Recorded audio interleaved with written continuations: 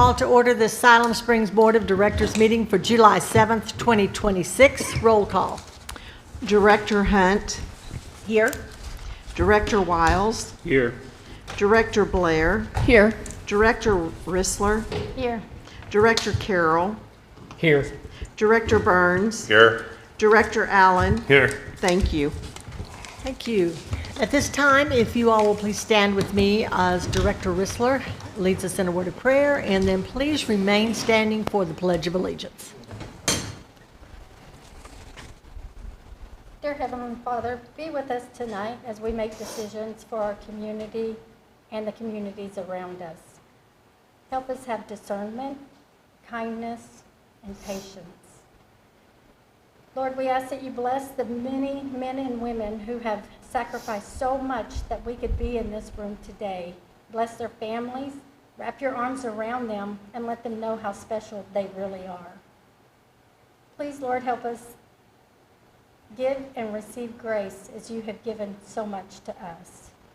I ask that you surround us with your angels of protection tonight and as we walk through our life's journey. In Jesus' holy, holy, and precious name, amen. Amen. I pledge allegiance to the flag of the United States of America and to the republic for which it stands, one nation, under God, indivisible, with liberty and justice for all. Thank you. You may be seated.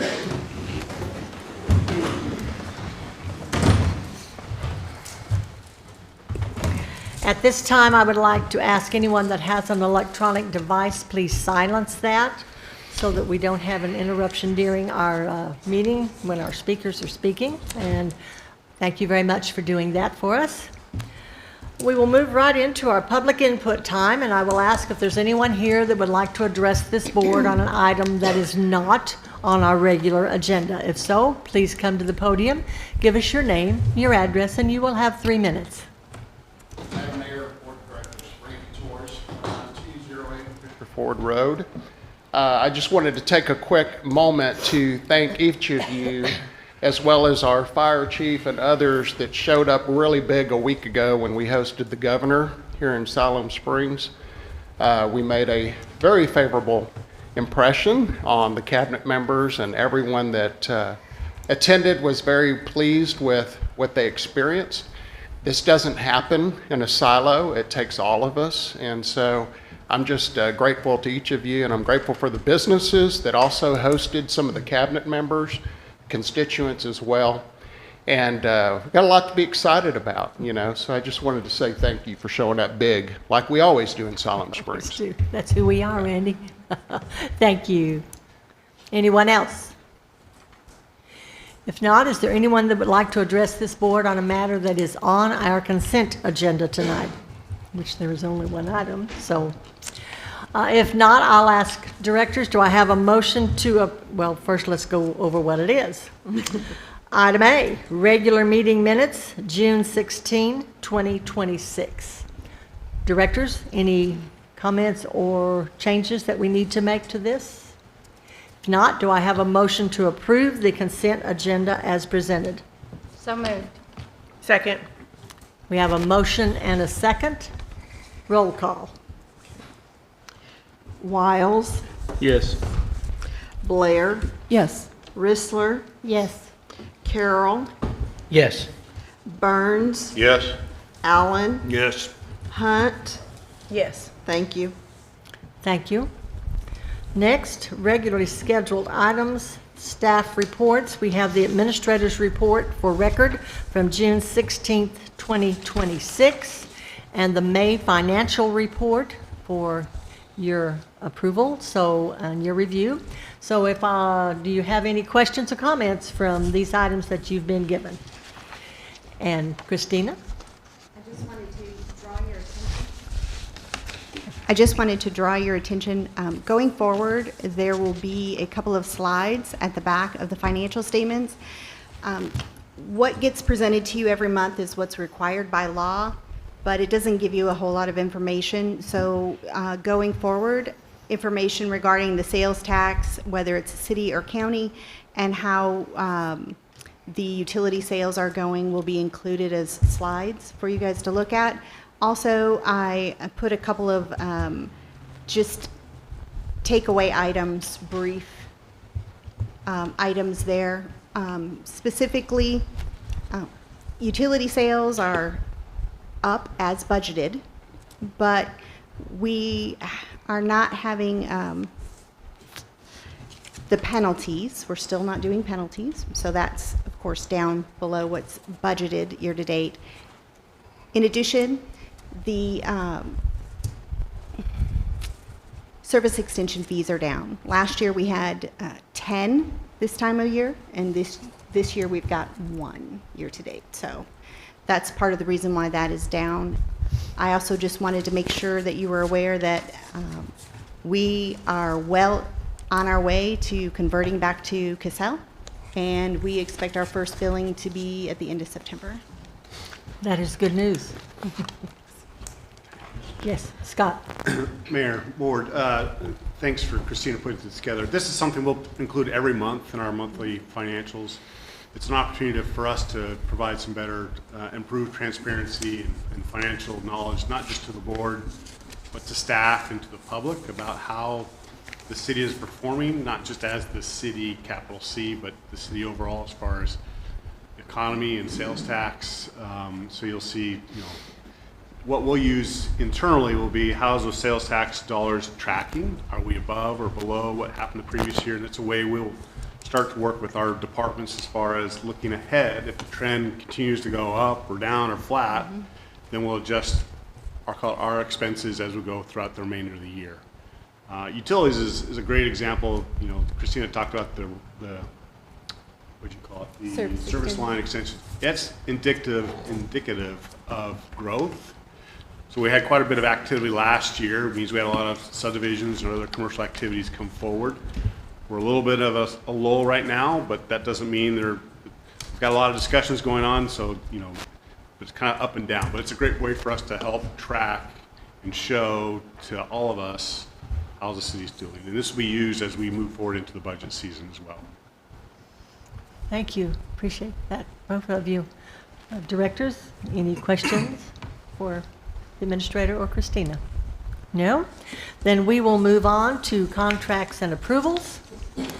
Approval, budget amendment, Parks and Recreation, Cemetery, Hustler 104 Mower, $31,936.77 from the Perpetual Care Fund. Travis? Good evening, Madam Mayor, members of the board, Travis Cheney, Parks and Recreation Manager. Many of y'all know that the Parks and Recreation Division also manages the Oak Hill Cemetery. We have 2 full-time staff that care for 40 acres, approximately 10,000 headstones. They perform all opening and closing of graves, selling of lots.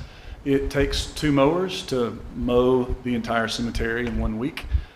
This year, we had 1 mower go down. Our fleet services looked at it. They decided that it was not safe to put back into service and could not be reasonably repaired. So we're down to 1 mower in the cemetery, which is not enough to finish the mowing in 1 week. Thankfully, we do have a perpetual care fund generated at the cemetery, and staff is requesting to purchase a mower to be able to continue providing standard of care that we expect at the cemetery for our loved ones.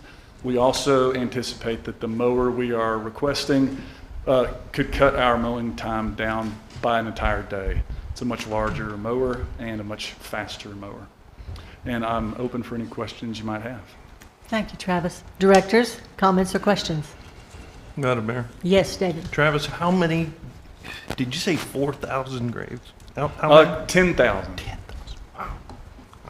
I didn't know the number, and that's phenomenal. And I know, of course, nowadays it's required that the headstone be flat, right? So Yes, that sir. the mower can go over it. In the Because newer otherwise- portions of the cemetery, they're all flat stones. Otherwise, it takes the weed eater right up next It to does. the ones above ground, yeah. Well, I appreciate everything our cemetery crew does because it takes a lot of work, and they do a really good job of making it look nice. The Perpetual Care Fund, how is that funded? Is it all through the city, or is it? It's all through sales of cemetery lots. Okay. And there's a percentage of each sale that goes into the perpetual care fund. Okay. I knew there was some formula, I just didn't remember that. Yeah, thank you. Yes, sir. Anyone else? Is there anyone in the audience that would like to make a comment on the contract for the budget amendment? If not, then do I have a motion to approve the budget amendment for purchase of the Hustler 104 mower through Sourcewell for $31,936.77? So moved. Second. We have a motion and a second. Roll call. Blair, Yes. Rissler, Yes. Carroll, Yes. Burns, Yes. Allen, Yes. Hunt, Yes. Wiles. Yes. Thank you. Thank you. Motion is approved. Next is approval, the Memorandum of Understanding with the Siloam Springs School District and the City of Siloam Springs for school resource officers, the 2026-2027 school year. Chief Spicer. Madam Mayor, Board, Derek Spicer, Interim Chief of Police. Staff is asking you to approve the Memorandum of Understanding, the SRO MOU between the City of Siloam Springs and the Siloam Springs School District. You see this every year. You've been here for a little while, so it's essentially the same MOU.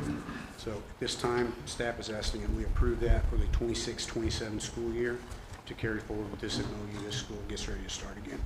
And I'm available for any questions. Thank you, sir. Directors, comments or questions? Madam Mayor. Yes, Reed.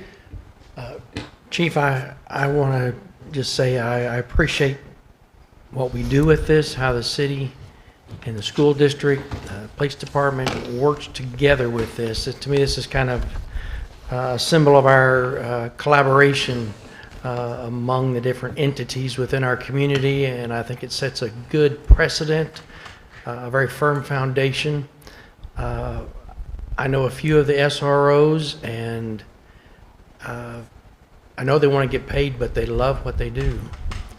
And the students, the children, they see that. And to know that we are in a community where as you grow up, you don't see a cop or a fuzz, but you see a friend, that's something I really appreciate. Thank you. I appreciate you saying that. I've been here long enough that I remember when Brian Hill was the only SRO we had.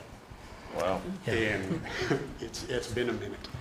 Yeah. But you're absolutely correct. The people that we have in our SRO division, the way they work with those kids in the community, it's about the only thing I haven't done in my career because I just couldn't do what they do.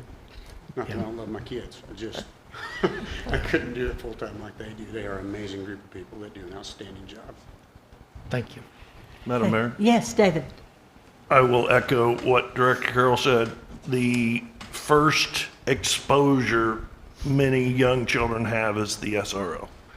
And I've talked to some of them over the years how they get, some that are in the school system and see the child for not just 1 year, but a couple of years. And they get really close to the kids, and it's sad to see them move on because they become friends.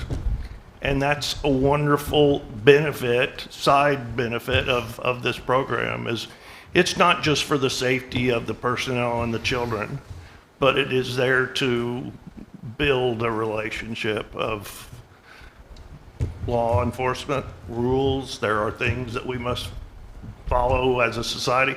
And that is really the representative of those morals that our officers provide, and it's huge.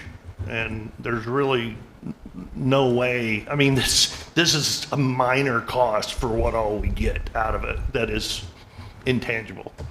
So our thanks to all of them for the heart they have for the job. Thank you, sir. Thank you, Chief. Thank you, David. Anyone else? If not, is there anyone in the audience that would like to address the approval for the Memorandum of Understanding?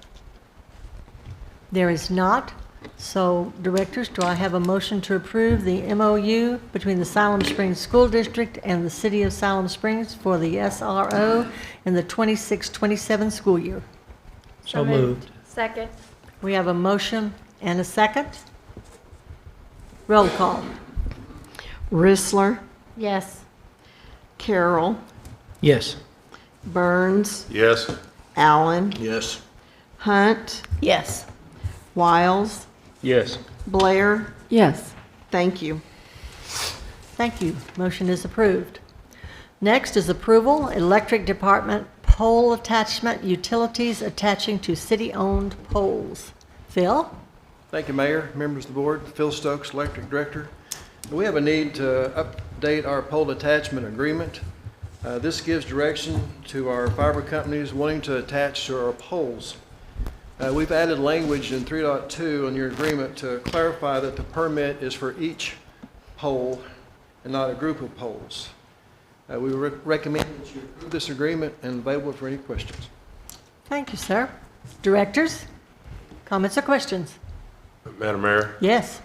So, hey, Phil, as I read through this, so at 4.5 on emergency action, and then I had another on, let me just say, I just noted that because the city may disconnect, relocate, remove, repair, or otherwise interfere with licensed facilities without prior notice. The city shall provide notice as soon as reasonably practical thereafter. License shall reimburse city for reasonable costs incurred if emergency condition arises from licensed facilities. So underneath that, what is reasonable, what are you estimating reasonable time working with these vendors or third party? That's in our judgment, reasonable. If you're out of fiber, it's probably not reasonable, you know. Right. Because we can. A lot of variables out there. We have some fiber attachments that will not do a very good job attaching to the poles, and they fall down, causes all kinds of hazards, traffic or whatever, and so we just have to go in there, and if we can't get it back up within a reasonable time, we got to cut it and get it out of the way so we don't impair traffic or whatever's going on. So along that line, is there a standard for them? Because I know we worked on this plan to put wires, below grade in certain areas and yada yada. And so I live in a H1 overlay. There's a lot of wires. Is there a standard for them to, is there an industry standard for these companies? Do they use 4 screws? Is it is there a standard? yes, there is. The main standard we look at is your height above ground for the sag. Over sidewalks is 12 feet, and over streets is 18 feet is the standard we really watch close. But if they're not safely installed, we'll go back and make them do it correctly so it doesn't fall down. All right, that's all I had. Thank you. Anyone else? Madam Mayor? Yes. David? Phil, I'm just curious, the most recent that I would guess has had to attach would have been Brightspeed, is that right? Yes, sir. Probably on, Well, they bought out CenturyLink, but they're the ones that most recent company come in. okay. And so they pay the fee to be able to, the same as Cox does, and they have to have a franchise agreement with the city. I just didn't know, I recall years ago, I have no idea. I have not talked to Brightspeed. I know a lot of people have switched but there's no way to, like, when you have a competing company, the city has no say, right? It's like, no, if you're gonna attach, then we have to have it open to anybody to attach, right? Yes, sir. Yeah. I thought that's what I read in the agreement. I just wanted to make sure that Yes, sir. the city doesn't have the authority to pick and choose. No. Okay. I just recall when Cox was reauthorizing their franchise agreement many years ago, that I had tried to get the city to have what is called PEG channels, public, education, and government, that all the other cities that are served by Cox have, and we never could get it approved. We never could get the board to make sure we provided that for the public to be able to have their own designated channel. Even though all the other cities got it, Cox would not do it, and our board did not want to push the envelope on it. But it is something where you can say when you have the pole owned by the citizens, that, you know, there are things like that where you have a franchise agreement, you ought to be able to negotiate on things like that, because it comes up ever so often. It's not, you know, indefinite. Every one of those contracts has to have a time limit. So I just wanted to throw that 2 cents out there. Thank you, Phil. Anyone else? Scott? Did you want to go first? I think he was just telling me No, that. I'm just, Oh, you just, okay, thank you. He's letting me know you want. He's my point person, so. Mayor, Director Allen, great questions about franchise. This is the first step. We'll be coming back with the franchise agreement with this user as well. And part of the process, not just with this franchise, is we're going to go through and review all of our franchise agreements, and I'll call it do an audit of, are they in compliance? Is it coming when they're up for renewal? And if there's a desire by the board for us to revisit PEG opportunities, we could explore that. In other cities I've been with, is they'll pay for some type of equipment and provide access to a certain channel to allow a government agency that were to do these type of meetings, as well as planning commission meetings or other programming. Could be like recycling or those other activities. So we'll just give you an update that we'll be back with the franchise for this, and then we'll be working through the budget process to review all of our franchise, because they're accessing our rights away, and there's a right to do that, and there's a fee that goes along with that. Very good. Thank you, I Scott. appreciate that you're going to look into it, Scott, because if I'm in a hospital, Washington Regional or wherever, visiting somebody, you can look at the TV cable on the TVs in these big cities, and you can see they have a public access, which is the P, they have an education, which is the E for different schools to use, and then they have the G, which is the government to be able to display their board meetings and use for education of the public on other stuff. And I always argued there's no reason we should not be getting the same thing other cities are getting in their franchise agreement, but you're not going to get it if you don't ask for it. And I'll say it again, nobody likes me saying it, but it was when I was mayor. Nobody likes to hear me say that, but it was when I was mayor, and I was insisting it, and the board just wanted to rubber stamp their current agreement, and that's what happened. And so if you want to change, you gotta ask for it, and I would encourage, because they're still doing that for the other cities. So thank you. Thank you. Anyone else? Not. Is there anyone in the audience that would like to speak to the approval for the electric department on the pole attachment? There is not. Directors, do I have a motion to approve the establishment and use of a standard pole attachment agreement for utilities attaching to city-owned poles? So moved. Second. We have a motion and a second. Roll call. Carroll, yes. Burns, Yes? Allen, Yes. Hunt, Yes. Wiles, Yes. Blair, Yes. Rissler. Yes. Thank you. Thank you. Motion is approved. Next, we'll move into our ordinances. Ordinance 26-04, third reading, amending Section 13-185 of the City Municipal Code, rezoning from R2 to R5, the 800 block of Arkansas Highway 16. Ben? Yes, thank you, Madam Mayor, members of the board. Ben Rhodes, Senior Planner. For you is the third and final reading for the rezoning at 800 block of Highway 16. This is going from R2 to R5, which is the zoning appropriate for townhomes. Just want to remind the board that since last time we had discussed the gate issue at the drainage pond, and that I believe has been resolved. We have not received any additional questions or comments from the public since the second reading, and we are available for any of your questions. Thank you. Thank you, Ben. Directors, comments or questions? Madam Mayor, Yes, Betsy.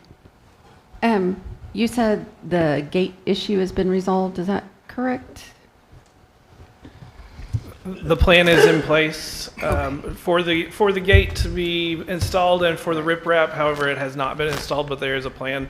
I believe it's supposed to be installed in the next 30 days. Okay, great. Thank you. I appreciate that. Anyone else? If not, is there anyone in the audience that would like to address ordinance 26-04? There is not. Do I have a motion to place ordinance 26-24 on its third and final reading, suspending the rules, reading by title only? So moved. Second. I have a motion and a second. Roll call. Burns, Yes. Allen, Yes. Hunt, Yes. Wiles, Yes. Blair, Yes.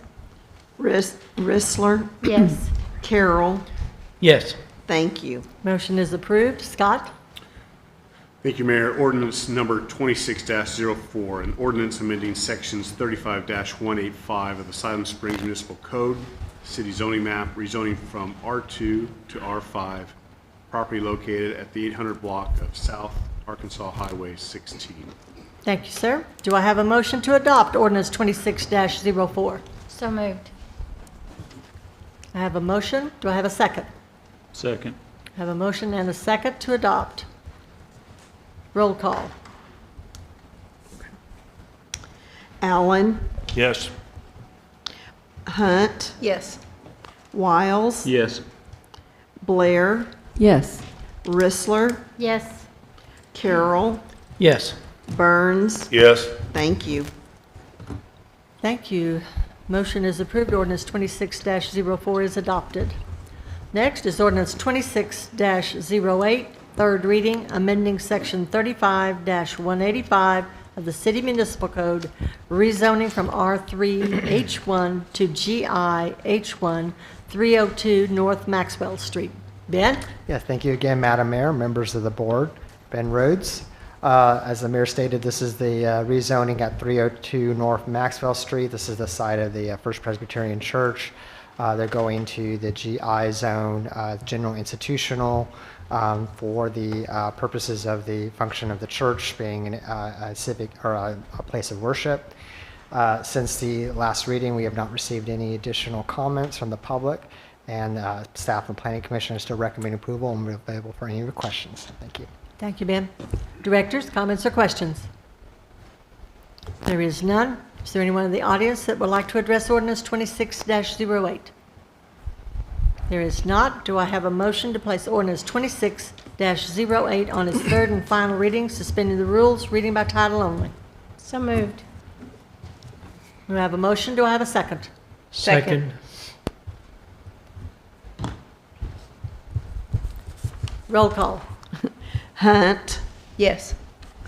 Wiles, Yes. Blair, Yes. Rissler, Yes. Carroll, Yes. Burns, Yes. Allen. Yes. Thank you. Motion is approved. Scott? Ordinance number 26-08, an ordinance amending section 35-185 of the Siloam Springs Municipal Code, city zoning map, rezoning from R3 H-1 to G-1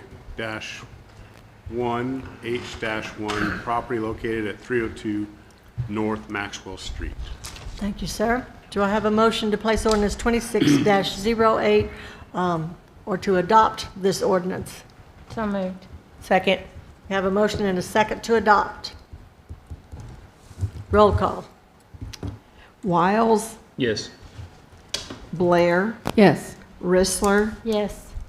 Carroll, Yes. Burns, Yes. Allen, Yes.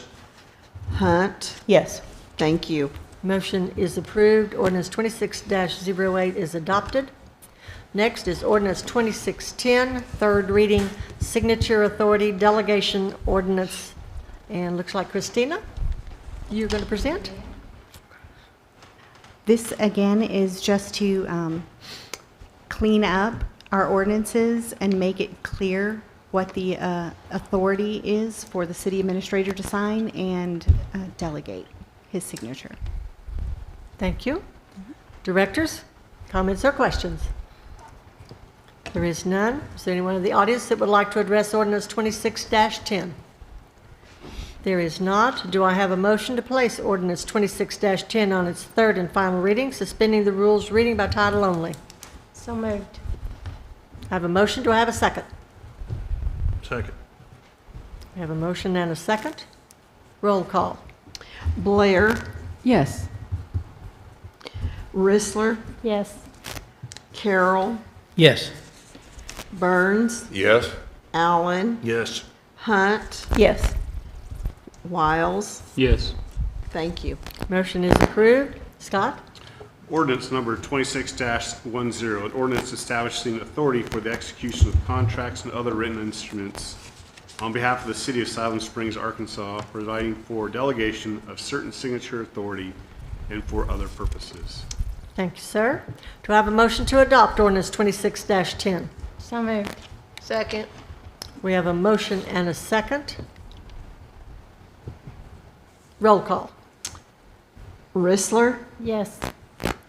Carroll, Yes. Burns, Yes? Allen, Yes. Hunt, Yes. Wiles, Yes. Blair. Yes. Thank you. Motion is approved. Ordinance 26-10 is adopted. Next is ordinance 2611, third reading, revising 2-221 signature authority. And Christina, again, just a reminder of what this is. This is actually just the changes that need to take place in the ordinance in order to clarify the signing authority. Thank you. Directors, comments or questions?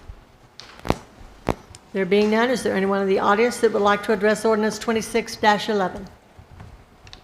If not, do I have a motion to place ordinance 2610 on its third reading, suspending the rules and reading by title only? Oh, we already did that. I'm sorry. 26-11. So moved. Have a motion. Do I have a second? Second. Have a motion and a second. Roll call.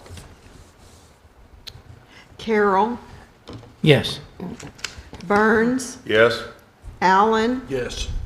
Hunt, Yes. Wiles, Yes. Blair, Yes. Rissler. Yes. Thank you. Motion is approved. Scott? Ordinance number 26-11, an ordinance amending sections 2-221 of the Siloam Springs Municipal Code regarding purchasing authority, clarifying the authority of the city administrator to execute contracts and for other purposes. Thank you. Do I have a motion to adopt ordinance 26-11? So moved. Second. We have a motion and a second. Roll call. Burns, Yes? Allen, Yes. Hunt, Yes. Wiles, Yes. Blair, Yes. Rissler, Yes. Carroll. Yes. Thank you. Motion is approved. Ordinance 26-11 is adopted. Next is ordinance 26-12, second reading, annexation of 21.54 acres, the Heritage Ranch Edition, Phase 1, and Lawless Acres Edition, lots 1 to 3. Ben? Yes, thank you again, Madam Mayor, members of the board, Ben Rhodes. Yes, this is the second reading of the annexation that you looked at last time. Again, this is taking in the first phase of the Heritage Ranch subdivision, as well as 3 lots within the Lawless Ranch subdivision. They are proposing the R1 residential large zoning district, which would match the current land uses that are out in the subdivision. With that, staff has not received any additional questions or comments from the public since the first reading, and we're available for any of your questions. Thank you. Thank you, Ben. Directors, comments or questions? If not, is there anyone in the audience that would like to address ordinance 26-12? If there is not, oh, I'm sorry. Gail? Gail Edwards, I live at 605 Hat Creek Lane. We would like to request you consider doing the third reading tonight as well. This has been a very, very long process for us, almost a year now. We started in July of last year.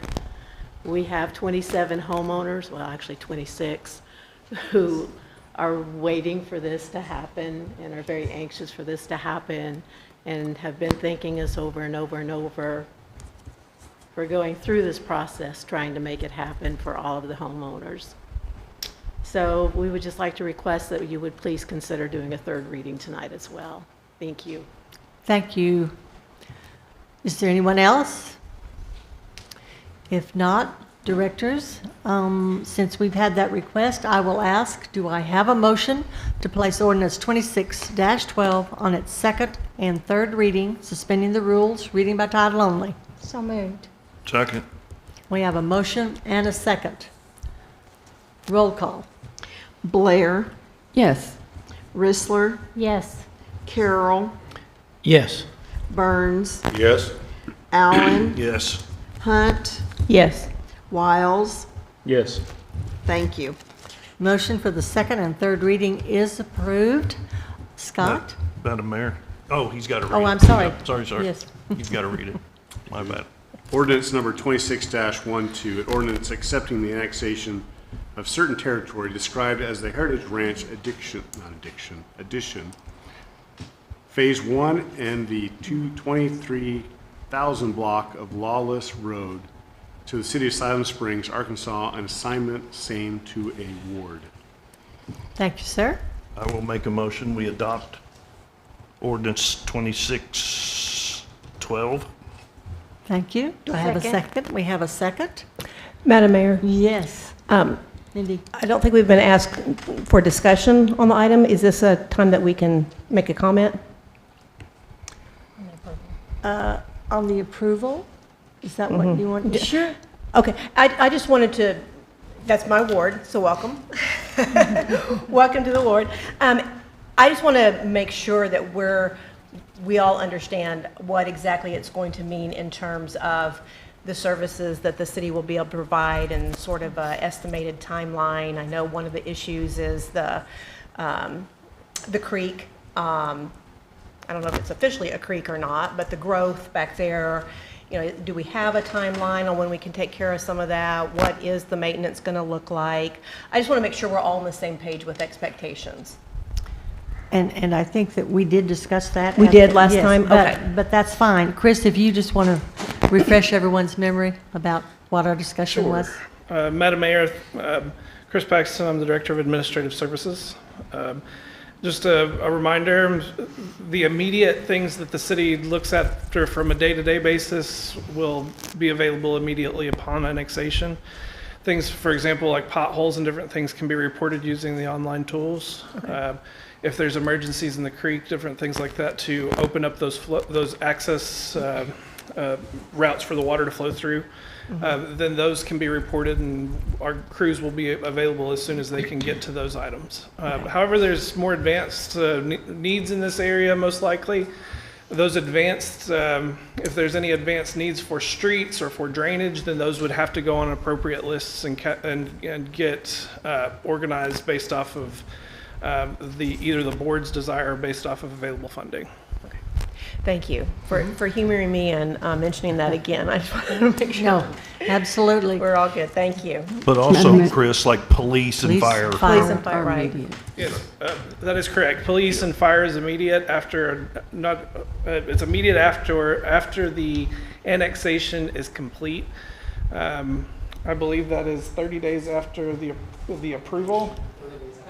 30 days after publication. So after the board approves this, it goes back to the city clerk. She publishes that, and after it's 30 days after that hits that publication, then they would be eligible for the police fire protection also.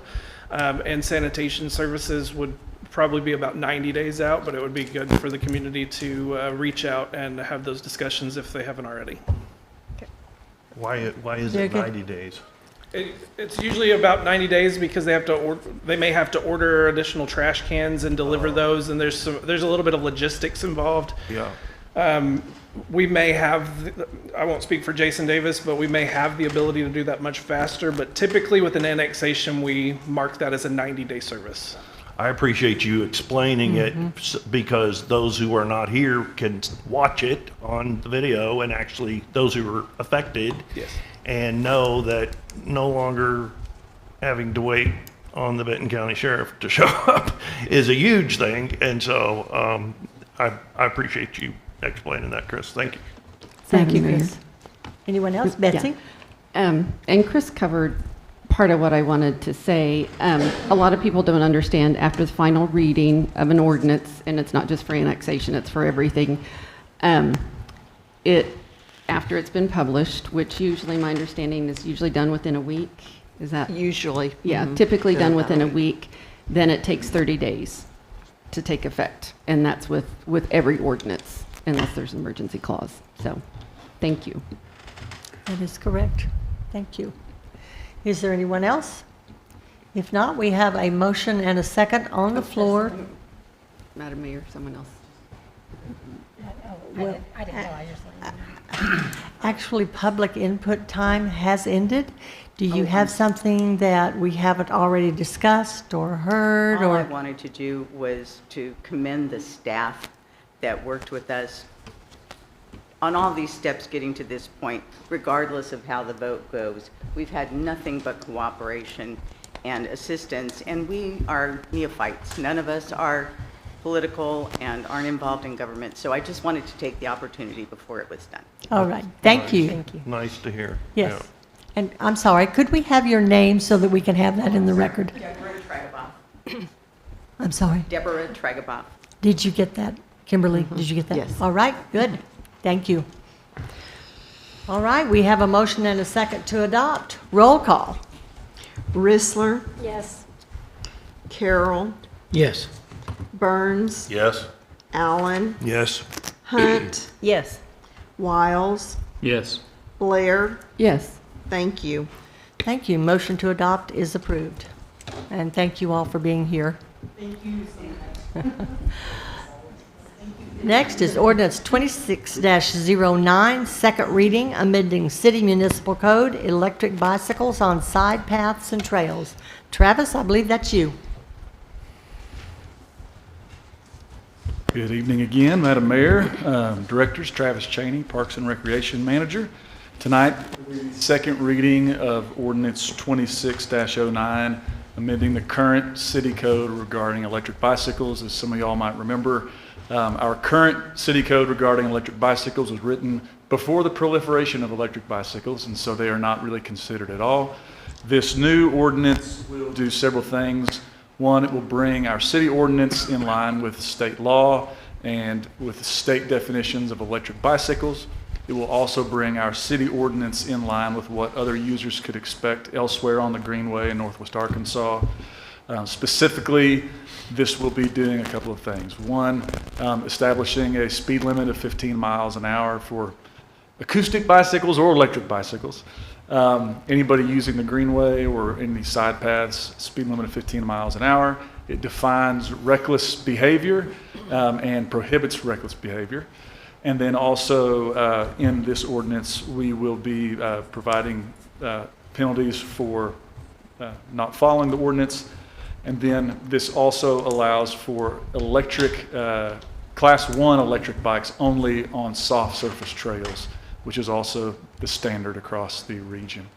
And we have received no comment since the first reading from the public, and I'm also here for any questions you might have regarding this ordinance. Madam Mayor? Yes, Betsy. I think we may have all heard from a citizen who would like us to combine readings, especially since there have been no comments. And this time of year, being summer, it seems to be the biggest issue. I experienced it for the first time yesterday watching somebody. I was like, wow. So I would like to consider combining readings like we were asked to. Thank you. Is there anyone else? Madam Mayor? Yes, Ken. Travis, I had a citizen reach out, and in the discussion, you said trails, greenway, things like that. His concern was existing sidewalks and other areas of town. And just for clarification and understanding, does this apply to all areas of town? Does this apply to all bikes being ridden? I don't want to speak out of turn with our code enforcement, but there is a difference between a sidewalk and a side path. I'm going to let Chris, if you can go ahead and give that definition. Mayor? Chris? Sidewalks are defined differently than side paths and trails. Trails and side paths are a part of our transportation network versus sidewalks are treated a little bit differently. They're more just for pedestrian traffic. When you have trails and side paths, they're multimodal. I said it right. Won't have to say it ever again. But whenever we have multimodal networks, then you can use different funds for those, and that's the main difference is bicycles. I'm not sure if they're restricted on trails, restricted on sidewalks, but sidewalks as of right now are primarily just for pedestrian foot traffic, and we can look into whether or not there's a prohibition in Siloam Springs for bicycles and other things, but it could be appropriate to address that in the future. I wish we would, because this particular citizen pointed out a couple of instances where recklessness on these e-bikes just about caused a problem for pedestrians. So if it's a separate issue, I would like it looked into to see if we're doing anything or if something can be done if we're not. Absolutely, we'll look into that. Thank you. Anyone else? Yes, Madam Mayor. Yes. Indeed. I thought there was an ordinance that said bikes were not allowed on sidewalks. That is my general understanding, and I believe, and I don't want to speak out of turn, but I believe that it's also in state law. It's not. Thank you. No, state law provides that, state law provides that bicycles are vehicles, so they're subject to the same rules of the highway as cars are, but there's no statewide prohibition against riding your bike on the sidewalk. I can check your ordinances So real can fast, cars though. go on the sidewalk if they're all the same? I mean, No. I wouldn't think so, but if you're saying they follow the same rule. Bikes are subject to the same rules as okay, cars. Okay. Yeah. Yeah, so. Not cars are subject to the same rules Right, as oh, bikes. gotcha, okay. Yeah, because it does, I thought that it was no bikes on sidewalks. I would say in general, the widespread practice is to avoid riding bicycles Right. on the sidewalk. Keep those to side paths and There trails. is an only. ordinance. Okay, thank you. There is, okay. Hang on, let me see what it says. The internet's slow in here. And you're looking at Siloam, not state? Yes. Okay. I remember when we widened Dogwood and we added the bike lane. It's the only place we've actually designated, and we redid the sidewalk, and it was because we did not want anybody riding a bike, and that's why we added the bike lane. That was quite a few years back. It was. But I did have another question. So I think we talked about this a little bit last time. Obviously, I didn't remember everything we talked about last time because I just had to repeat some of it. But how on the multi-use trails, it does seem like not all pedestrians and cyclists understand sort of the rules or the etiquette of multi-use trails. And I think we talked about maybe adding some more signage along the trails that would kind of help with that, or maybe arrows or something. Correct. Which I do think would be helpful. And you mentioned the 15 mile per hour limit. Maybe adding signs along that would remind people that it's 15 miles per hour. Now, I will say, I was just in Colorado over the weekend, and there were more walkers on their side paths in this town than there were more cyclists, and they were all on those throttle kind of, they were going fast. Correct. And there were signs saying 15 miles per hour, and they were exceeding 15 miles per hour. But at least there was an effort to slow them down a little bit, so. And our current plan would be, when this ordinance passes, we'll be working with our Parks Advisory Board for them to review the language that we would be putting on the signs. Right. Communicating trail etiquette, understanding, posting speed limit. Then we would post those at the entrance to every trail. So if you're walking, say, on the Dogwood Trail, you're crossing Washington or Tahlequah Street, on either side of there, you've got a posted speed limit, and then some rules of the trail. Yeah. I believe the language, and of course now that I'm up here, it's going to take me a second to find it. But our language regarding the speed limit is included in reckless operation, and our definition of reckless operation And it says reckless operation may include, but is not limited to, exceeding the posted speed limit under circumstances that endanger other trail users. Okay. So like most things, this will be complaint driven for Yeah. enforcement. It also lists out what constitutes reckless behavior: failing to yield to pedestrians, weaving through pedestrian traffic, passing another trail user without sufficient clearance, operating while distracted, or any other conduct demonstrating a conscious disregard for the safety of users. So I would assume that as we post these signs at various places on the trail, we'll be, maybe not in such legal language, but we'll be providing some guidance for users as well as the posted speed limit. You know, and I appreciate that. One other thing, just an idea we may want to consider. So we witnessed well, it wasn't a near accident, it was an accident. It was a collision between a motorized scooter and a bicycle, and the motorized scooter had just gone right through a stop sign, collided with the bike. Fortunately, no one was hurt. The bike didn't look too great, but no one was hurt. But could we consider maybe providing some education? Like we talked about SROs earlier. Could we have the SROs maybe in the schools when school starts again, provide some education just about bike and motor, all the motorized things, the scooters, the bicycles, whatever, because they get a little confident out there. Let's just put it that way. And yeah, these two that collided, they were lucky that they weren't hurt more. But it wasn't on a trail. It was in the street, so the signs along the trail probably wouldn't have helped them very much, but if we could maybe provide some education at times, if there's an appropriate place for that, the SROs or whoever, at the middle school and high school. Chief Spicer, maybe. He's not looking at me. Travis could just write tickets. Or you can write tickets, however you want to, it would. He can. He can't. That's these But gentlemen Spicer back here. could, right? I think that maybe our city attorney has, Well, there is an ordinance that prohibits riding your bike on the sidewalk in Siloam Springs, so yeah, you have that covered. However, there's no enforcement provision to that, so we may want to look at amending that. I know we've got the enforcement provision in that ordinance we just drafted, and some of the other ordinances in the same section of your code have an enforcement provision. This one just doesn't, so we may want to think about revising that. We just decided to do it, but we didn't have any input. right, David? And that is a difficult one, the bikes on the sidewalks. I know that's the rule, but there are places sometimes where kids are riding bikes, and I'd rather them be on a small sidewalk than on the street.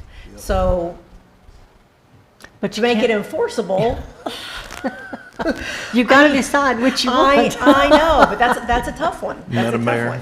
Yeah. that may have been what we were thinking when we didn't put. Yeah. I think that's Because probably when we right. put that bike lane in, we said that's mainly for That's right. bikers. That's right. The people that were riding bike. And remember Mr. Sedian, who rode every single day from Bellevue to work at JBU. And so he used that. But we did say at the time we would much rather the small children use the sidewalk if their parent is walking and the little kid's riding a bike, that's kind of something we just kind of have to allow. Yeah. Because, But if the they're parent about is this not high. always with the child. Yeah. So, yeah, I know. What we're really trying to avoid is the motorized or the bicycles that are, even if they're not motorized, knocking people off the sidewalk. Yep. But the small children, That's what we we don't want said them on the street. Yeah, that's a tough so one. I think, Reed, you have a comment or question? Yeah, I was going to get back to ordinance number 2609.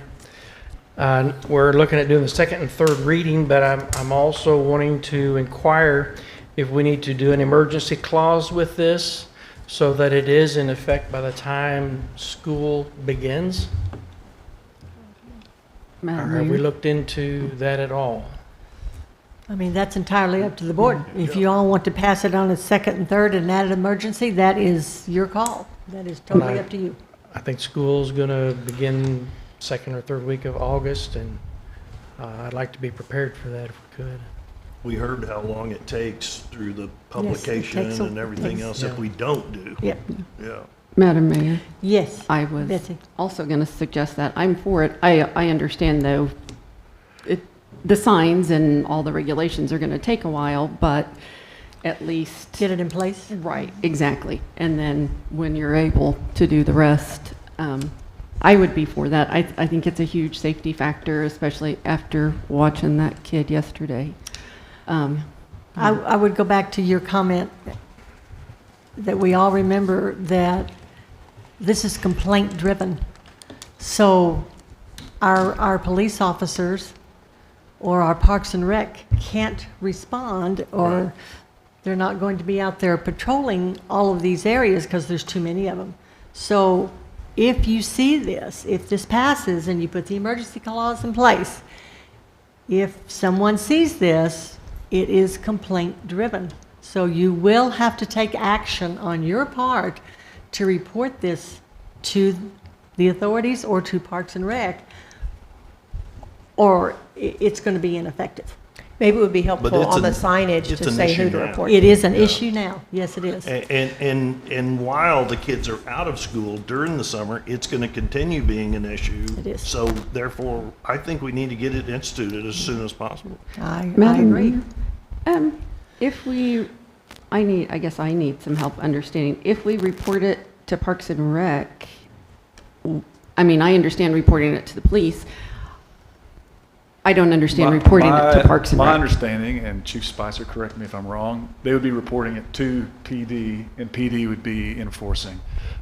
It happens to be Parks and Rec only because the trails go through a lot of our parks.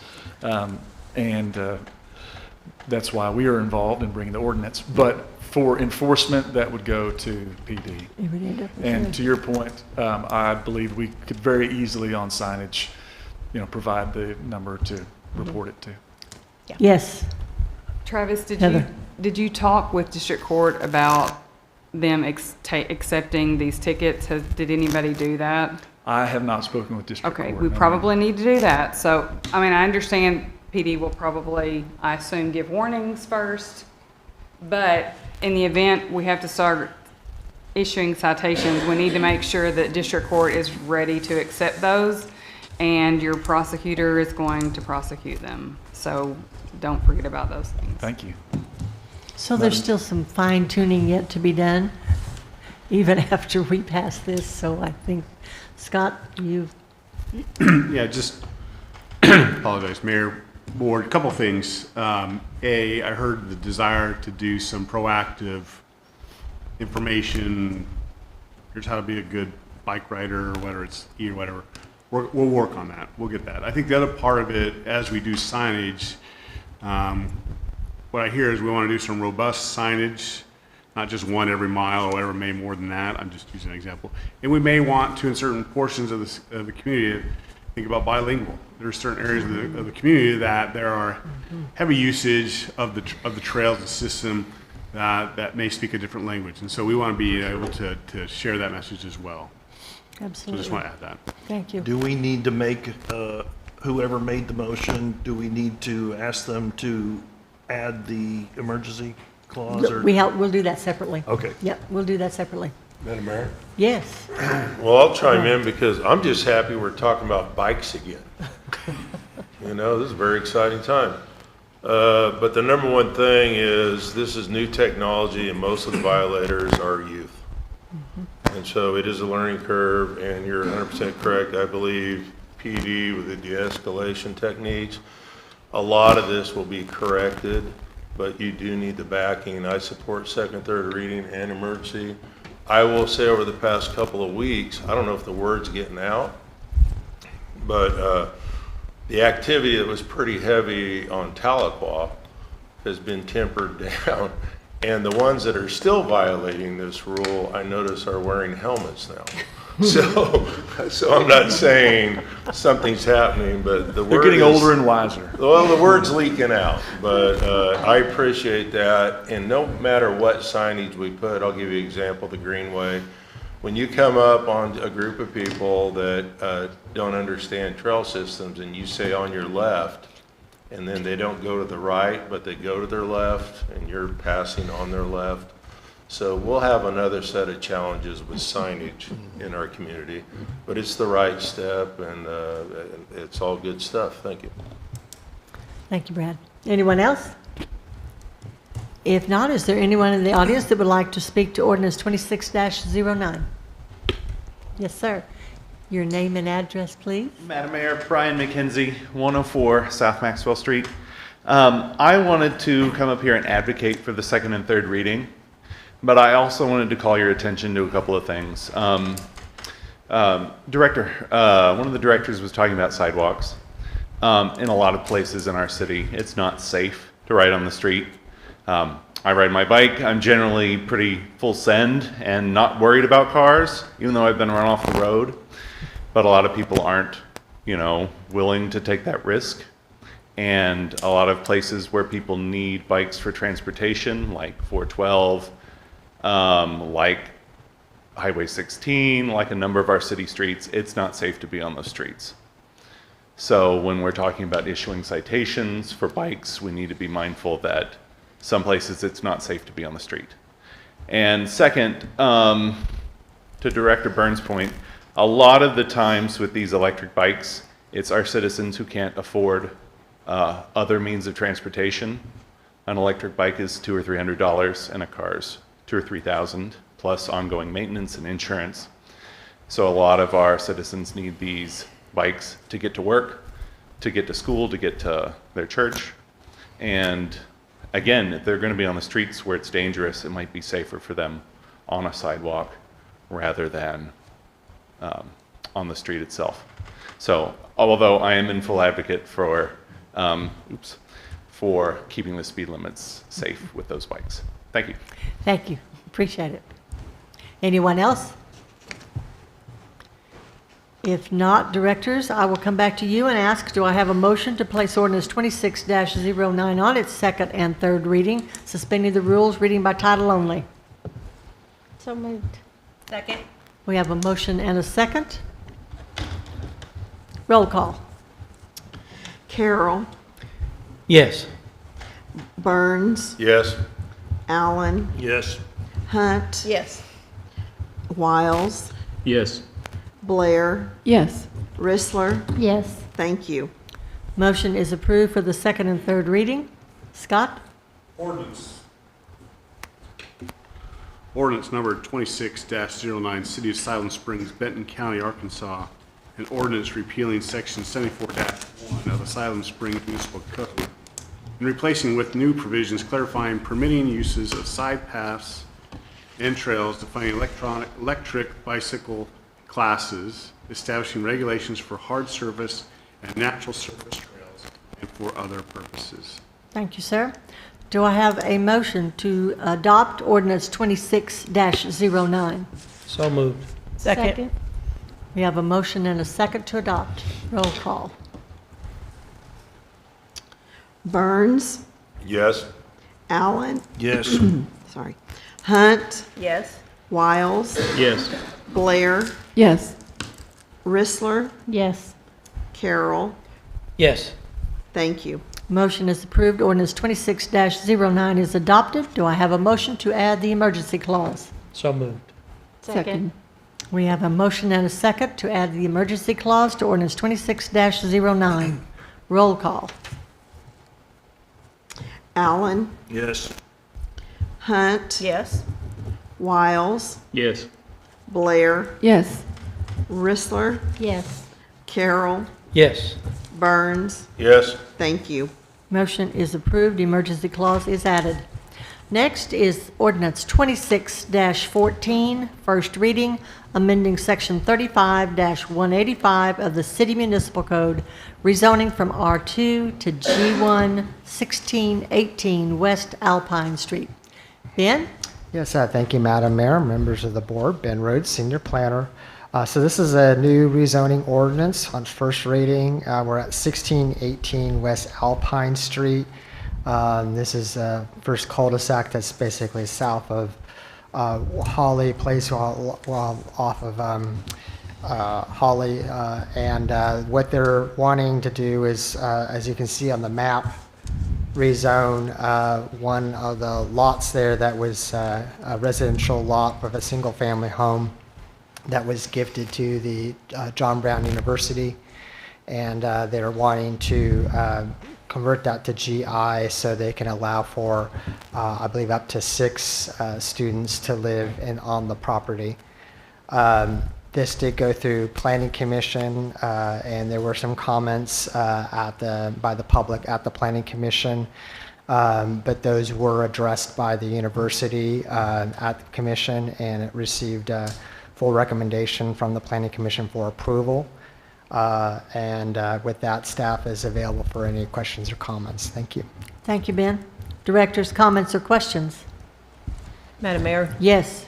I will be recusing myself from this because I do work at John Brown. Thank you, Mindy. We make note of that. Madam Mayor. And yes, Reed. Ben, it says up to 6 would be able to be there if we get this passed. What is it currently? Well, currently you're not allowed, I believe, more than 4 in a household are unrelated.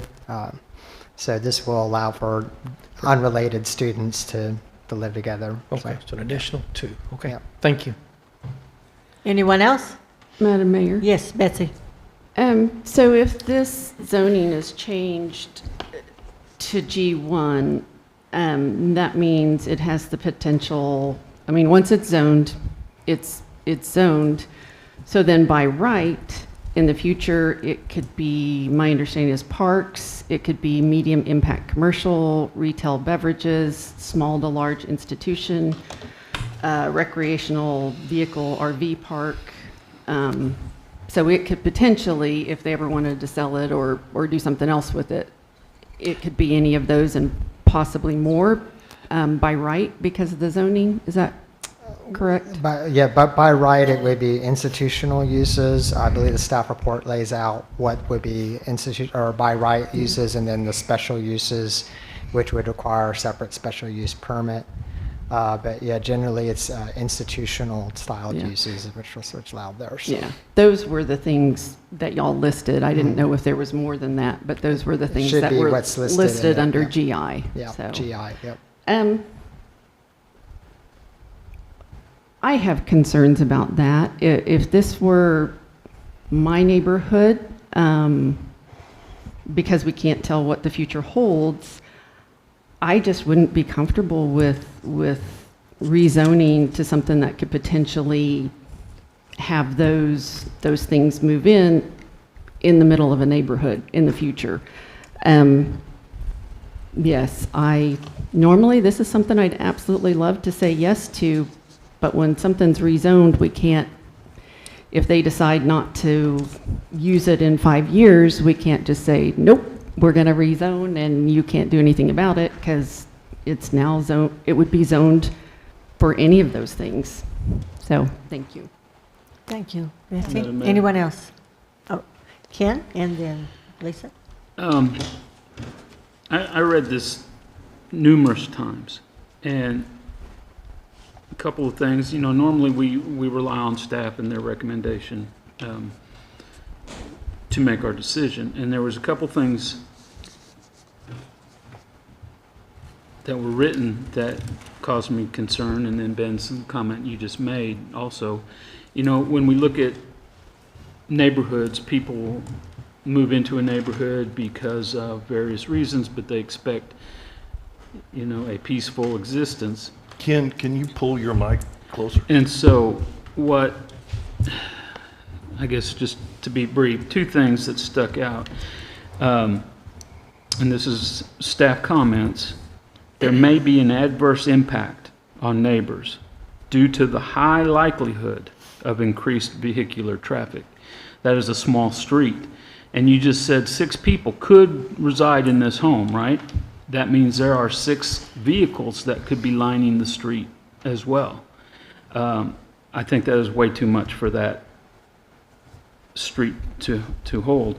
And also, comment was made that saying that it is likely that there would be more people living in this dwelling than the surrounding dwellings zoned R2, and compatibility issues might arise due to this difference, as well as the fact that G1 zoning would provide additional entitlements. And as has already been said, I'm honestly very uncomfortable with this. I know this is the first reading. Believe me, I will be looking at it again and again and again. But as we look at it now, I can't support that. Thank you. Thank you, Ken. And Lisa? Ben. So, just to be clear, if this property was to sell, they would have to get a special use permit if they decide to change it into a business or Correct. each time? Under the listed, so on page 4 of the staff report, there's the section B1 here. It has the planned uses listed out and then special uses. So if they wanted to do one of those listed in the special use category, then they would have to come back for a permit for that, and that's listed here. I'm just reading from the staff report. And by the way, for the record, I did not write this. This is from Kyle's report. He just couldn't be able to make it here this evening. But this is, it says here, special uses for proposed zone include use unit 2 single-family dwelling, use unit 4 two-family dwelling, use unit 5 multifamily, or use unit 22 antenna tower or mast. So that's what's listed in the report. Okay. Can you explain on that map the blue areas, please? Yeah, the blue areas are areas already zoned GI, the general institutional zone. And so, yeah, they're requesting just basically to change the, as you see the shading on the map there, that property to the blue shading. And so JBU probably owns the blue that's connected to it. I believe they do, yes. And is there currently anything there? On the subject property, or I'm not. It looks like somebody might know the answers. Yeah. Let's wait until public input, and then we'll let her come up. Yeah, I'm not the applicant, so they're here to maybe answer more of those specific questions. Do we know who owns the property around the island of the blue? I mean, they're different homeowners. I don't have all the names on my top of my head. Because it looks like one big lot. Is that one big lot right next? Yeah, the blue shading to the north is one lot that JBU owns. But there's a little, like Oklahoma shape. Yeah.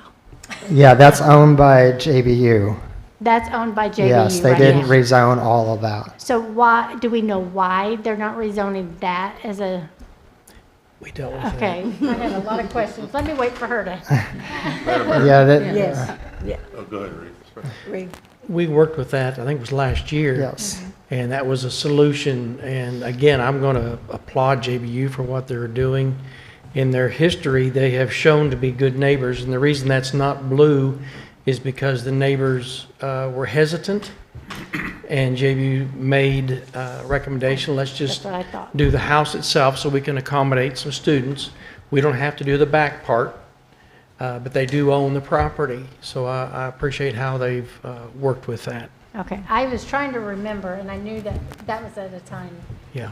That's what I was wondering. Okay, so that was their compromise. Correct. Yes. Okay. Brad? Madam Mayor. Since it is on the first reading, and I do recall that whole thing back there, and we listened to the neighbors, which were legitimate. But as I'm looking at this and concerns from fellow board members, and I don't know how it lays out, but as we progress through these readings for consideration, and since you own the property back there, is there a way to add additional parking so that if this were to pass by the third reading, beautiful. I felt like we were looking at each other. They're planning on doing that, yeah. I decease all further comments until I hear from the facility. Madam Mayor. Yes, Betsy. Director Rissler had asked, and Ben had discussed the special uses. What I talked about, the RV park, the retail beverages, the medium impact commercial, et cetera, those are by right. Those don't fall under the special uses. Yeah, I mean, it would be what's listed here. I see it says falls under use unit 14, small institution, taxes in private utilities, that type of thing, daycare centers, and then just reading along in here, the report. Okay, yeah, and so that, it does say here at the second paragraph that there are additional use units by right, but they're not specifically listed out. But I think that might be what you're referring to, that second paragraph. So, yes, yeah, thank you. 2, 14, 15, and 16. Yeah. Right. Okay. Thank you. Anyone else, directors? If not, we will open the floor to public comment, and I believe you want to come forward and maybe answer some questions for us. Hello, Mayor and Directors. I'm Kim Hadley. I'm Executive Vice President of John Brown University at 2000 West University Street, Siloam Springs, Arkansas. And I thank you for the opportunity to answer these very good questions. First, let me give you some background. This wasn't a recent gift to the university. We've held it for a number of years. It is what has been what we called our missionary in residence home. That means that each year we invite missionaries who are in the United States on furlough to live in that home as a residence, but one night a week they host a dinner for missionary kids who attend John Brown University. When we are now, some of you will know this term, the old president's house, the presidents of the Brown family presidents. We are now, which is blue, it is general and institutional, on Holly Place. We're renovating that to make that our new missionary in residence house. We're going to call it the All Nations Home.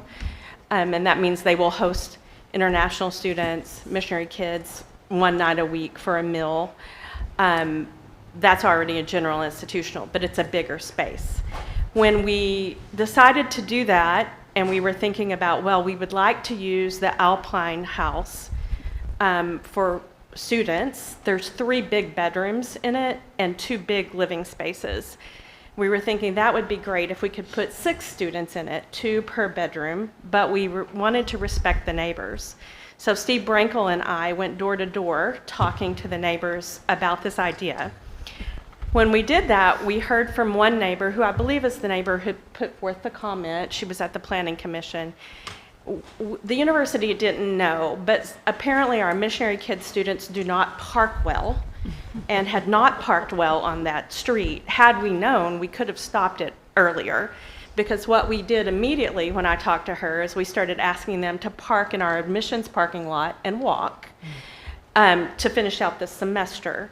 So actually, this will create less of a traffic issue on that street than what they've had before, because we are writing into these students' leases that they cannot park on the street, or JBU will take disciplinary action against the student. So what that means is if you have 6 students, where someone said you could have 6 cars, absolutely true, but if we could put, I don't know if I accidentally moved it, but Ben, they We need lost the map on the overhead. Then we need that back. I'm not for sure. There There it is. There it is. Yep. Oh, there, okay. So Thank may I you. walk over here to Yeah. point? Yes, absolutely. So this is the 101 Holly Place. This is residential. JBU doesn't have any non-residential purposes for that. It is 2 empty lots right now. There may be one of our employees who wants to buy this last lot from us to build a residence on, but we are not building anything that's non-residential on it. There are no plans for that. However, this house here is general institutional. It's kind of a yellow brownish house. It's 1670 Holly Place. What we're planning to do to resolve the parking is tell these students we're going to put a gravel. This is a lane that comes under here. We're going to put a gravel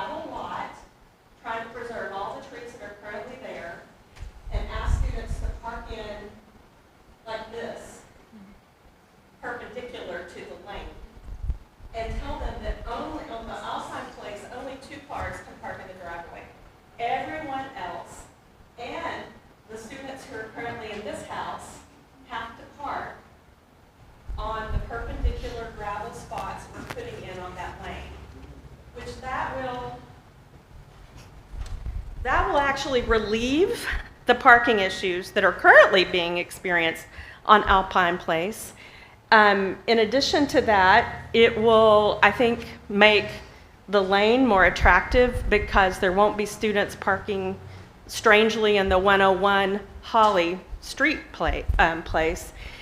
And we are still, out of respect for the Holly Place residents, asking the missionary kids and international students, if they drive, we encourage them not to drive, to walk the 2 blocks.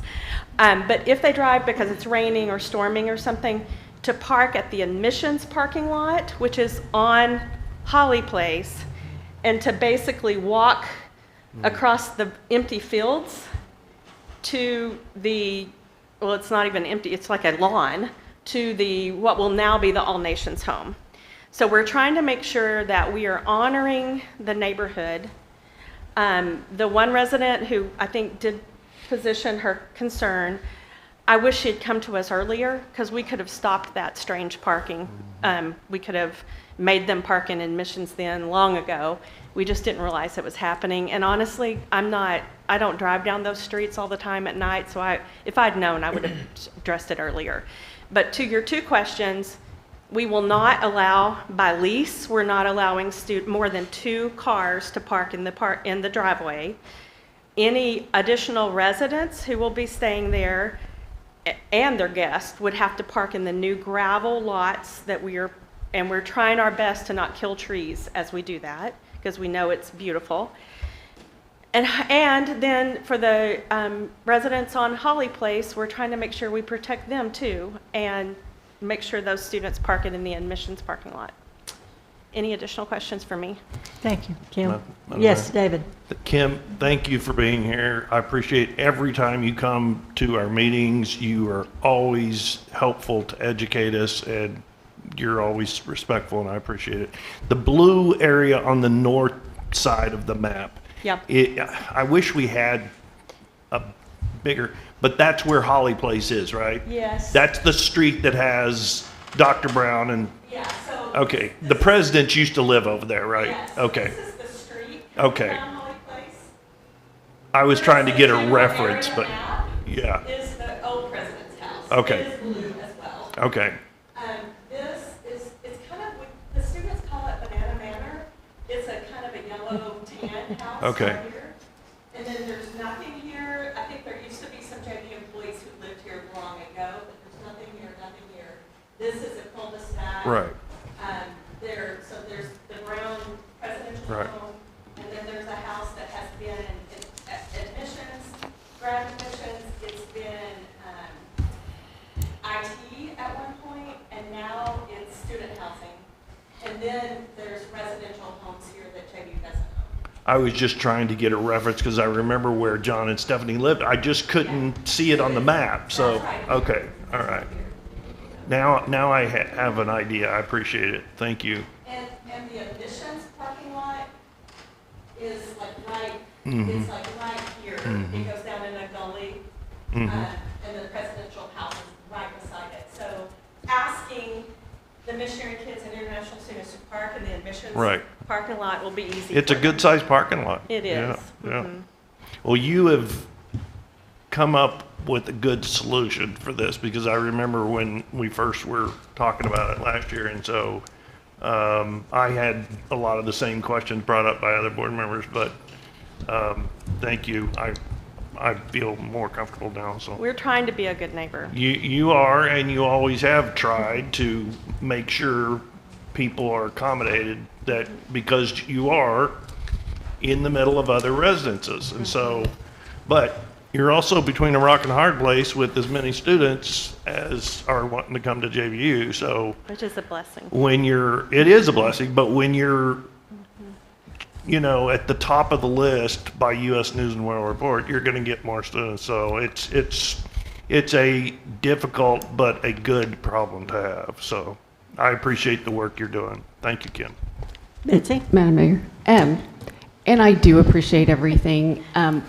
You all are not my concern. The future is my concern. But just to make sure I'm understanding, so right now, legally, and probably you, Ben, 4 non-related people can live there. Right. And that's legal. So really, the rezoning is to add 2 more people. It's adding 2 more. We're restricting ourselves more than just general and institution would restrict us out of respect for the neighbors. Right. But yes, there's a good sized living area, and then the garage had been turned into what this international students and MKs call the map room. They've painted maps of wherever they live, but it's basically a second living space. Right. Then it's got an ample sized kitchen and then 3 large bedrooms. So really having 4 students there is like amazing luxury for students. Right. Having 6 is still really ample room. Right. And I think y'all are wonderful. You all are not my concern. I understand that. at all. I appreciate that. So thank you. Madam Mayor? Yeah, yes, David. I think what Judy, or Betsy was concerned with the future of GI, I really highly doubt there's ever going to be any change of ownership. JBU's not going to get smaller, they're going to keep getting bigger. And so I think the future possibility of something else is really kind of moot. Yeah. But I don't know. Yeah. I don't know if our mayor caught it, this all nations building. You know, Oh, I did catch that. That's pretty fancy there to, you know. Well, that actually for JBU has a theological meaning because, you know, in Revelation, we were told that in glory there will be all nations, and we're trying to actually represent that and be a welcoming place for our students who their parents are missionaries serving all nations, and then students we're inviting here from all nations. So it wasn't just a offhand name. It actually has deep theological meaning for the university. Well, a lot of times our mayor gets called Mayor Nations, but it's Oh, okay. singular. It's singular. There's only one nation with our mayor. So. All right, thank you. Any other questions Thank you. for me? Any other questions? Nope. Is there anyone in the audience? Thank you, Kim. Rebecca Wyatt, 1109 East Jill Street. This property directly to the northwest and the Oklahoma shake piece, that was brought before the board last year. And the comment was made that once it was turned blue, GI, that it would help for the Oklahoma shake piece to be brought before the board later and changed its zoning. And so I am seeing tonight that this is on the street that I do have a friend on, and she was very opposed to the Oklahoma piece going GI. If this one goes GI, then it's going to be very simple for others to go GI on that street. And that really lowers her property value, and it only gives you an additional 2 students getting to stay there. So why would you zone that GI for just 2 students and change the property value on that whole street if it keeps going like this? So this is the second one in less than a year. And, you know, we love John Brown University, but this isn't, in my opinion, kind to the neighbors.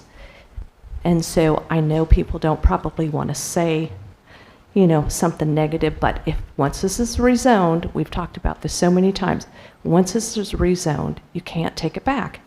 And if it's only for 2 additional students, what's the difference? Now, I have another friend that is within a street of this, and she rents out to John Brown University students, and she has 3 or 4 students, 3 students that are non-related that rent from her. And that's plenty of people on her large lot and her large home. And so I think the GI is just not a good zoning. Thank you for your consideration. Thank you, Rebecca. Is there anyone else? If not, I did have I'm one sorry, question. David? In the memo that we got from staff, it said that there were 2 complaints beyond the phone calls. Why did we not have them in our packet? Ben, Chris? I believe that there was 2 that were at the actual planning commission that spoke against it, and I think that the other 2 were phone calls. Okay, the ones that were not phone calls, I took to mean were like emails, and so that's why I wondered why we didn't have them, but they were actually I believe it was spoke people, yeah, that's at the- correct. I believe they actually Okay. spoke at the planning commission. I don't know if that was separate people or if it was the same individuals for both of those either. Okay. And Yeah. and were they homeowners on the neighborhood, both of them? I believe there was at least one homeowner. I'm not sure about the other one. Okay. Ben, I think maybe has. Ben Rhodes, senior planner. Just to clarify, I understood it was the homeowner and the homeowner's son, so it was the same family. It's just Okay, two so different same neighborhoods. location. Same Okay. location, yeah. Okay. And they were the only ones that show up at planning commission. I think there were minor other calls, but they were the only So ones. there that were plan- no written complaints that you guys got? That's Not, what not that took. not since planning commission, Okay. I'm not really seeing it. Thank you. Betsy? So now I have 2 questions, or question and a 2. And I may have confused the people who showed up at the planning commission meeting and the phone calls. What were the phone calls? Not to put you on the spot, but Those would have been taken by Kyle. He's not here tonight, but I believe that they were in general opposition. If he should be at the next meeting, if this goes to the next reading, then I'll make sure that he has that information available if he maintained a record of it. okay, thank you. And then one other thing. So if the 2 more students were added, and so that equaled 6, and then they have boyfriends and girlfriends and all of that, that could be even more vehicles. Will everyone be allowed to park there, or will guests of the home also be required to park up on, I don't know if it's Central or Holly Place or whatever that was? And I know not by city, it would be JBU's. That's correct. All of the parking arrangements are by lease, which is on the property owners and not enforced by the city. Right. However, this board does have the ability to and make parts of any public right-of-way no parking, either now or in the future. So, but if we did that for there, wouldn't we have to, would it just be for that lot, or would it have to be for Typically, everybody? if you do a street with a cul-de-sac on the end, you do it on one side of the full street.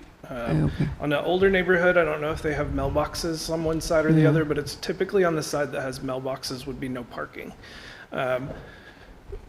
That's because if you take parking off of one side, then ex facto, everyone parks on the other side of the street. And if the mailboxes are on the side of the street with the majority of the parking, then it causes issue with people being delivered the mail. Right, and it isn't a very wide street. I drove it to look at the train. So I know the city can't necessarily enforce that, but I see Kim leaning over. May I ask her how they would Yeah, I think handle that that? she mentioned that, but yes, Kim, What if do you you can think? come back up, I think that maybe you addressed that earlier with your parking. The language we have in the lease will not only address residents, but any guests they have will have to park in the gravel lot we have before. And what we've plotted out, and any total cars beyond that would have to go to the admissions lot. Okay. So we plotted out gravel perpendicular lots on that lane that should be enough to accommodate a reasonable amount of guests and the residents. And honestly, if there's more than that, we have a larger question lease-wise that we would need to address with discipline with the students anyway. But our intent is to enforce it with the lease and strongly. And I actually plan to ask our campus safety to drive down that street on occasion because, staff aren't automatically driving down when it might happen, but to have campus safety drive down that street to make sure that we can truly enforce the lease. Okay, thank you. Madam Mayor, Mindy? I think I know the answer to this question. May I comment if I'm recusing myself? No, Okay. I'm sorry, you That's okay. cannot. But anyone else? I have a question that I think probably, Chris, you can answer, or Ben. So Kim is talking about the gravel drive or the parking area. Do we allow? It depends on I believe it's based off of the size. Our ordinance has triggers that determine when it's appropriate to submit certain types of development. Right. Ben can assist you with those. Yeah, it's the rule of 10. So 10 or more, we need to pave the parking lot. 9 or fewer, you can do gravel. That's how the code reads. So. Okay.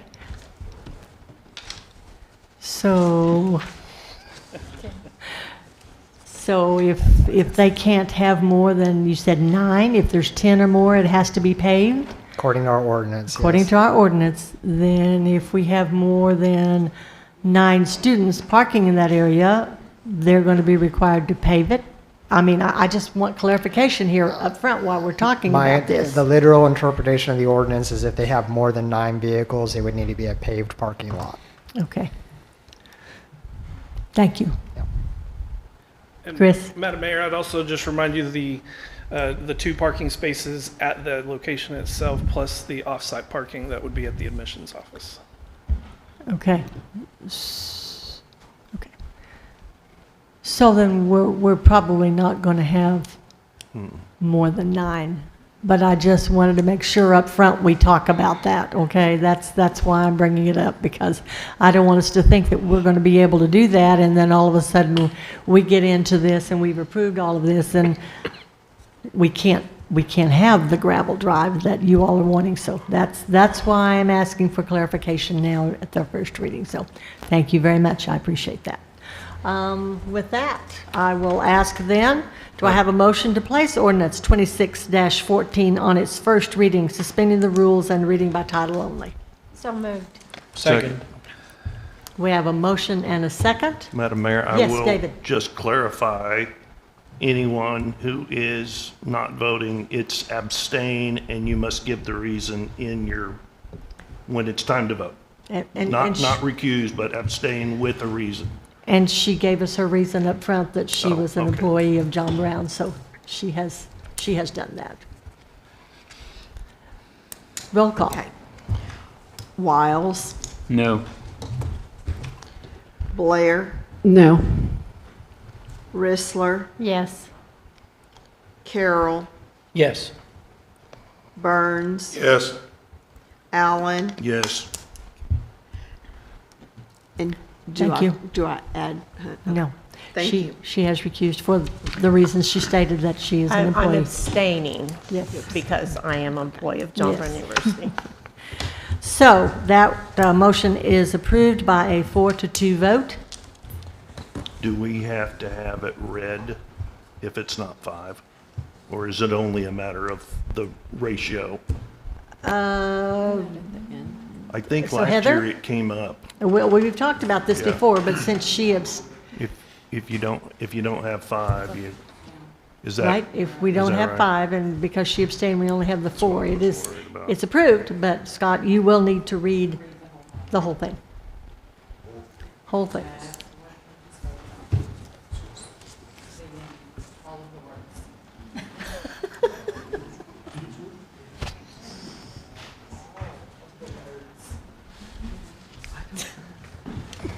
Welcome. Entire motion, or the entire ordinance.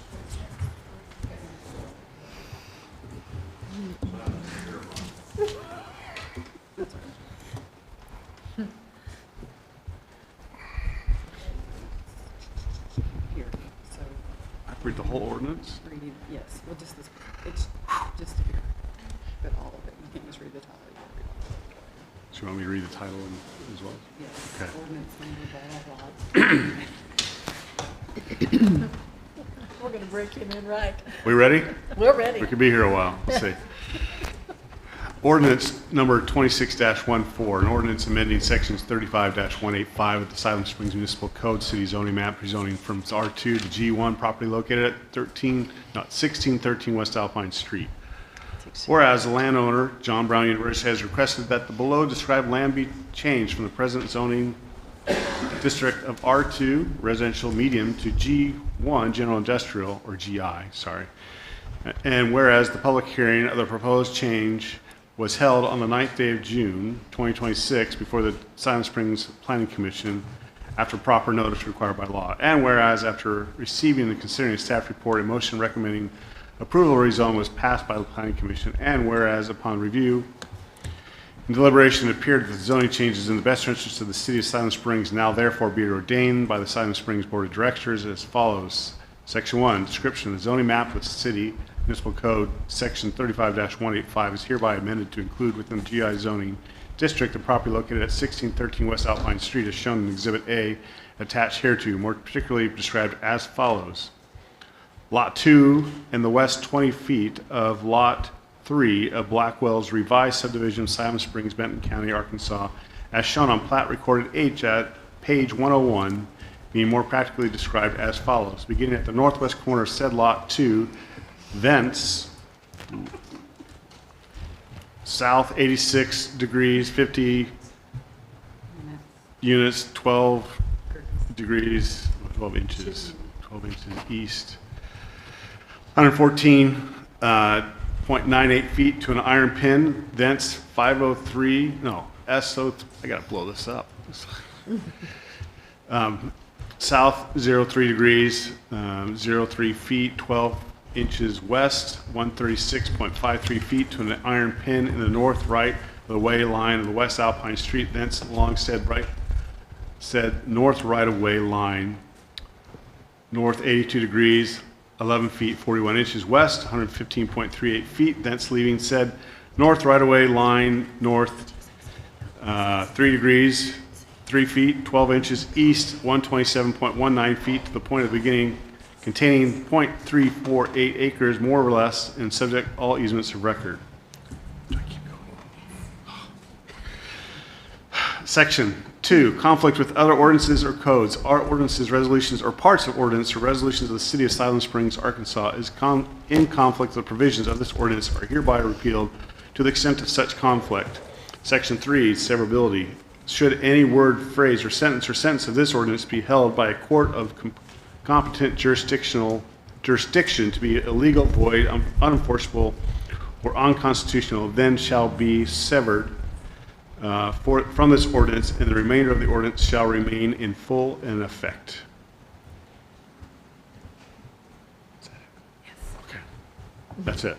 Thank you very much. Appreciate that. So, with that, we are now ready to move to our resolutions.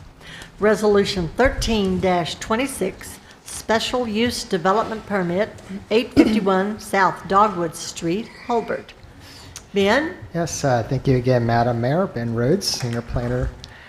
So before you is a special use permit, 851 South Dogwood Street. The request is to take an existing lot that's zone C2, but within that allowed uses, do a special use. Like we discussed last time, there's the allowed uses and the special uses for each of the zones. So for this particular special use, it's the outdoor display of merchandise businesses. So this is where a business where more than 50% of their goods or what's for sale essentially is displayed outside or outdoors. And so that was designated as a special use unit that we did. This is with the Unified Development Code. If you might recall, we talked about that before. So this is now first business that has requested that. It's an automobile sales business. And so they're just requesting to be able to do that and have their vehicles stored outside as you would have in a normal car lot business. We did want to make sure that they are adhering to conditions.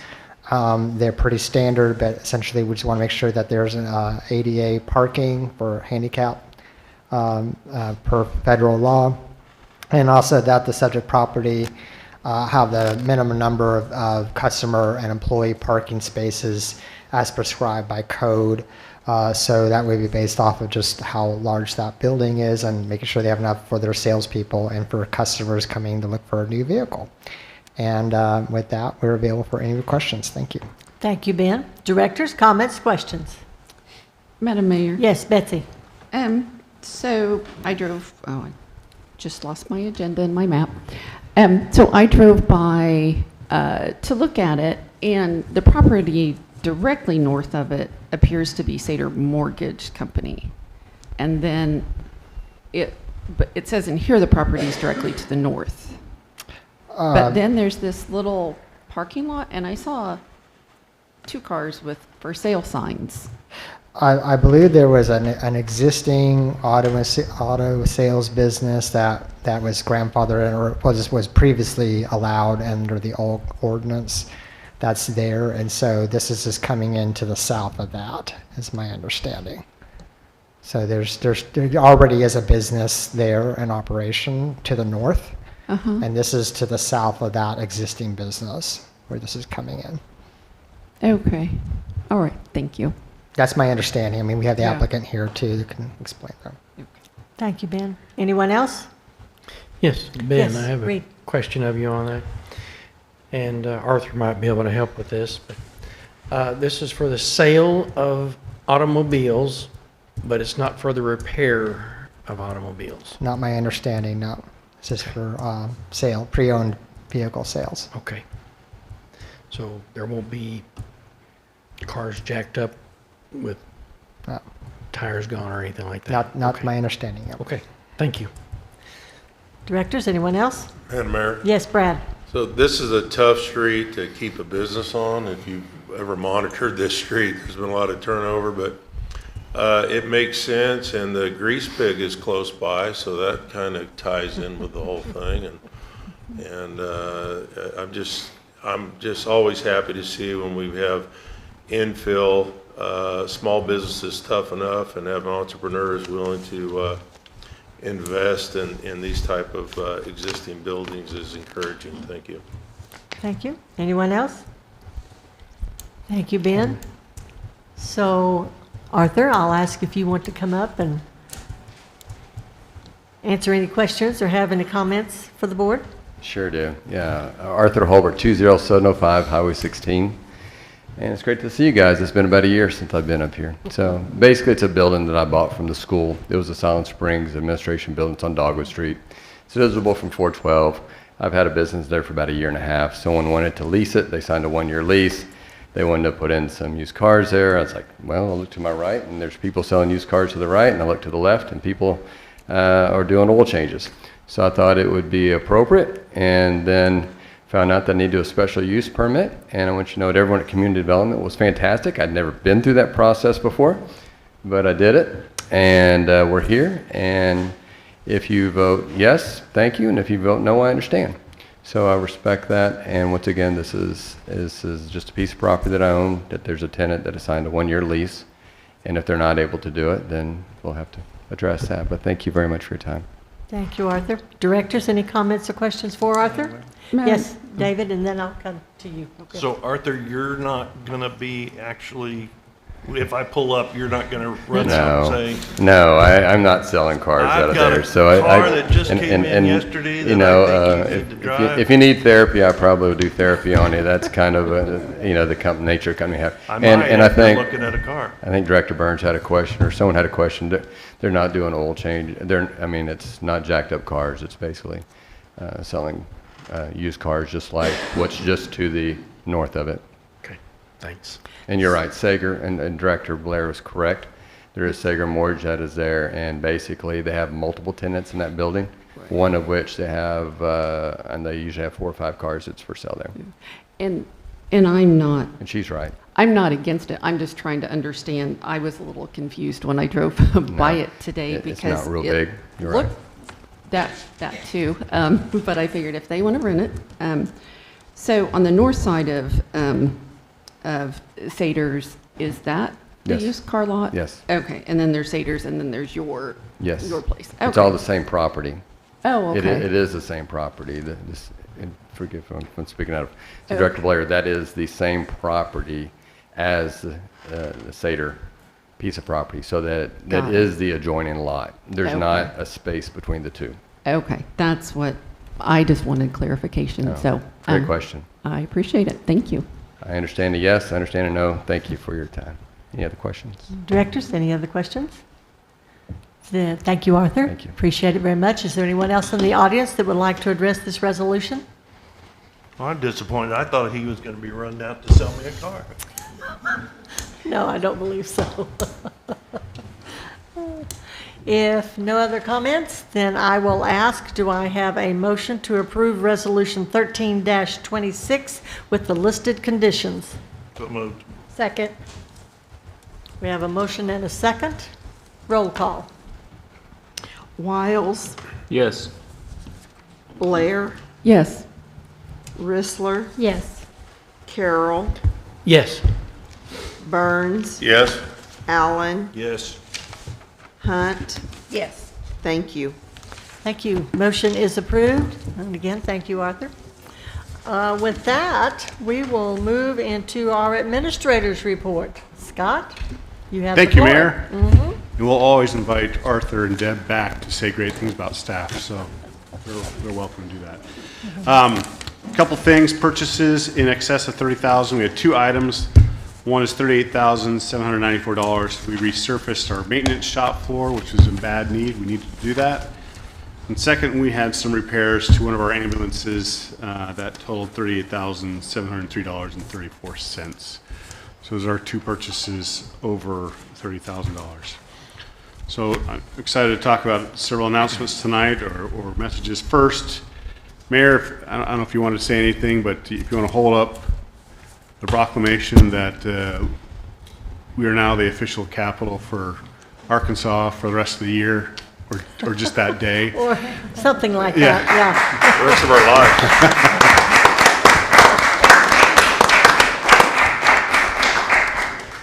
And I think we actually had a picture. I don't know if we could pull that up or not.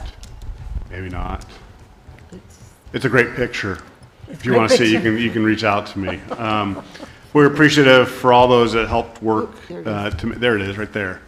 Thank you. That was like 2 hours after the event, by the time enough people left that we could get in front of the governor. So I've never seen a governor in shorts, but that's who she is. That's great. So we're grateful to have her here. We're grateful for Representative Torres allowing us to utilize his barn, and grateful for all those that turned out. Particularly what was great for the event is we had the cabinet secretaries in town, and two in particular visited our wastewater treatment plant. That was our Secretary of Energy and Secretary of Ag. They came out and toured, and I don't know if Josh is here. No. We also, I think we had representatives from state EPA there as well. So the good news is they had a great tour. Thanks for Josh and his team for hosting them. Walked through it. They were very impressed with our facility. They commended us for the efforts. And then at the meet and greet, when each of the cabinet members had a couple of minutes to speak about what they do, we were fortunate that Secretary of Energy, I think his name is Corey, made the announcement that the city would be receiving a new wastewater treatment permit here in the very near future. You may remember that got caught up, nothing to the city's fault, but because of the lawsuits between the state and the other state to the west of us that shall not be named. But since that's been, I don't say resolved, but the issue that was impacting holding up our permit has been resolved, and now the state intends to issue us a permit, which is great. And kudos to Josh and his team for getting us up to snuff on our permit. I think outside that, we want to thank all our staff, vendors, and public safety personnel, and everyone who attended to make this year's 4th of July 250th celebration such a success. We heard it's the biggest in the region. That may or may not be true, but we'll claim it as the largest in the region. We're grateful the storms held off. We were able to do fireworks. We're grateful for everybody that showed up, and we look forward to doing it next year. I'll just let you know a couple of I'll say fun, might not be fun for some people. The wastewater treatment plant headworks project that's been long in discussions is formally starting. They started to deliver the equipment and setting up the offices has started. That will be formally started next week. It's about 18 months project to get that kicked off, to get that done, so that's huge. And then West Jefferson Street paving project, work will start Friday, we'll begin July 13th, and work will be scheduled to be completed by Friday, July 31st. A couple things of note, 2 recent updates on some critical grants that we've been seeking for some time. The first is we received word from the Northwest Arkansas Regional Planning Commission that we received award for $650,000 to help with the improvements to Kenwood Street from Highway 16 to Bruce Rutherford Drive. We're excited about that. We still may have some work to do. We were hopeful to get an additional funding from the feds, and unfortunately that didn't come through, but we're going to move forward with these improvements. And then the other project that's been for some time, I think 2024, Brent and his team, our city engineer, have been working, is the RAISE grant.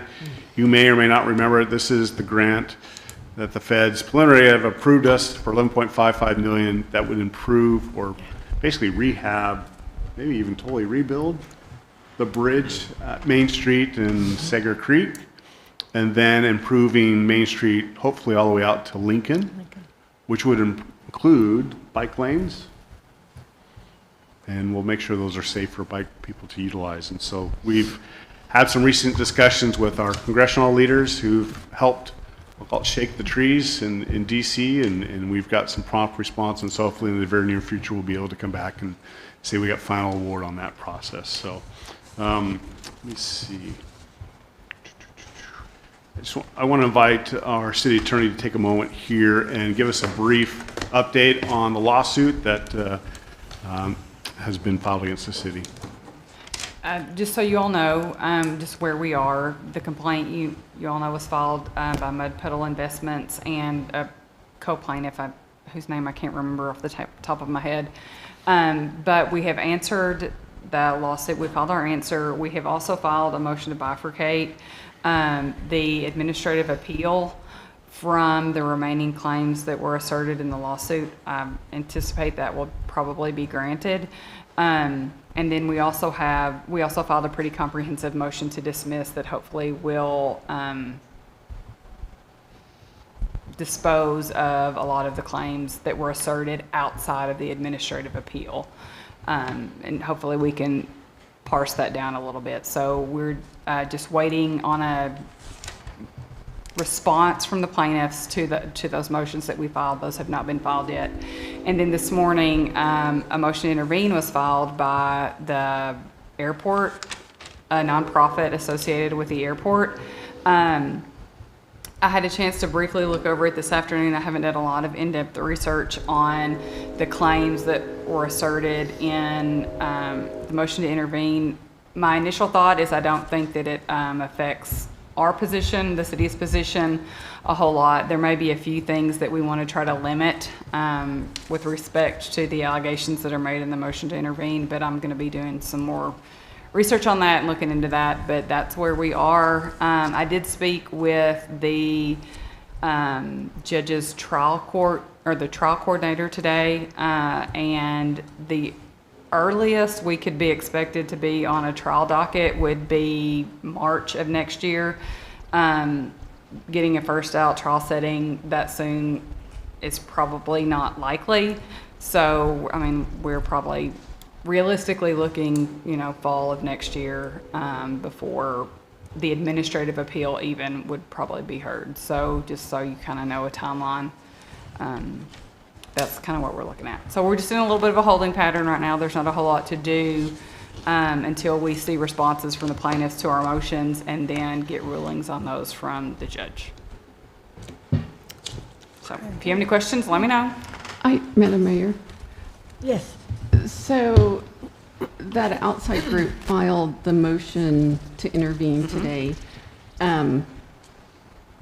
Will that affect how far out, you said we're looking at realistically over a year before going to trial? I don't know how it works. When you involve another party, does it?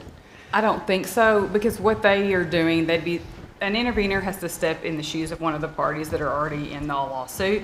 So in this case, they would be, I assume, aligning with the city's position for the most part. They do insert some additional things that probably aren't, that probably don't need to be in the administrative appeal. So we might look, I think we probably might look to limit some of the issues that they've raised as far as the administrative appeal portion goes. But those claims could then be, could also be addressed in the separate trial that we're asking for all of the other claims that are also alleged in the lawsuit. So I know government court stuff never moves quickly. It doesn't. That's the nature of it. So for me, that seems like a long way out. I mean, how does that affect the city? I mean, if it's not for over a year to even start. Well, right now it's status quo, right? I mean, until something happens, nothing happens. So at this point, we just address any more pleadings that are filed. We respond to motions. At this point, there's nothing for us to do other than wait and litigate unless you all choose a different path. So that's up to you, though. Madam Mayor? Hang on, I think, Betsy, are you through? Do you have more questions? I guess I'm not sure what a different path is. Settling the lawsuit. Okay. So, I mean, those are our options, right? We litigate or we settle. So, and which path we go down eventually is up to you guys. So right now we're litigating. Okay. So then if we want, we would have to go to them and ask them if they wanted to settle and then negotiate a settlement? Is that? Yes. I mean, they wouldn't necessarily come to us and say. They can. If Okay, their attorney either. did that, I would, of course, bring it to you all. They So have not either done side that. could do that? Yes. Okay. Okay. Thank you. David, did you have a comment? You said the Save Siloam Airport Group is nonprofit. That's what their pleading says. Their That's all I know. corporate registration shows for profit. That's Just letting you know. Yeah. That's what their pleading says. All right. Thank you, Heather. I appreciate that. Sure Scott? thing. Just let me know if you have any questions. Y'all know where to find me. Sure. Scott? And lastly, it's a sad note, but it's a note. Chris, can you stand up for us? I was asking to give us a song, but he declined. But I do want to take a note. No, that's okay. We'll pass. Chris Paxton, how long have you been with the city, Chris? About 3 years. About 3 years. So Chris will be leaving us here in the next couple of weeks, moving on to other career advancement opportunities. We're sad to see him go. He's been doing some fantastic stuff for the city for those 3 years, and we just want to wish him well and wish him all the best for him and his family. So. Thank you, Chris. With that, Mayor, that's all I have. That's all you have? All right. That's all I have. Thank you very much. So just real quick, in reference to your comment about the capital for the day, this is a long proclamation, so, and you all can come to City Hall and see it if you'd like to look at the whole thing. But I do want to just read real quickly that this one, a couple of whereases here. Governor Sanders' Capital for a Day program highlights great cities around Arkansas like Siloam Springs, and brings senior state government officials into town to meet with their local counterparts. And Siloam Springs will serve as the 18th capital for a day under Governor Sanders and will momentarily serve as Arkansas's seat of government. It was quite an honor for her to come and to bring her staff and to acknowledge Siloam Springs. So we thank you very much, Governor Sanders, for that and for coming to Siloam Springs. And she made a lot of really positive comments about our city.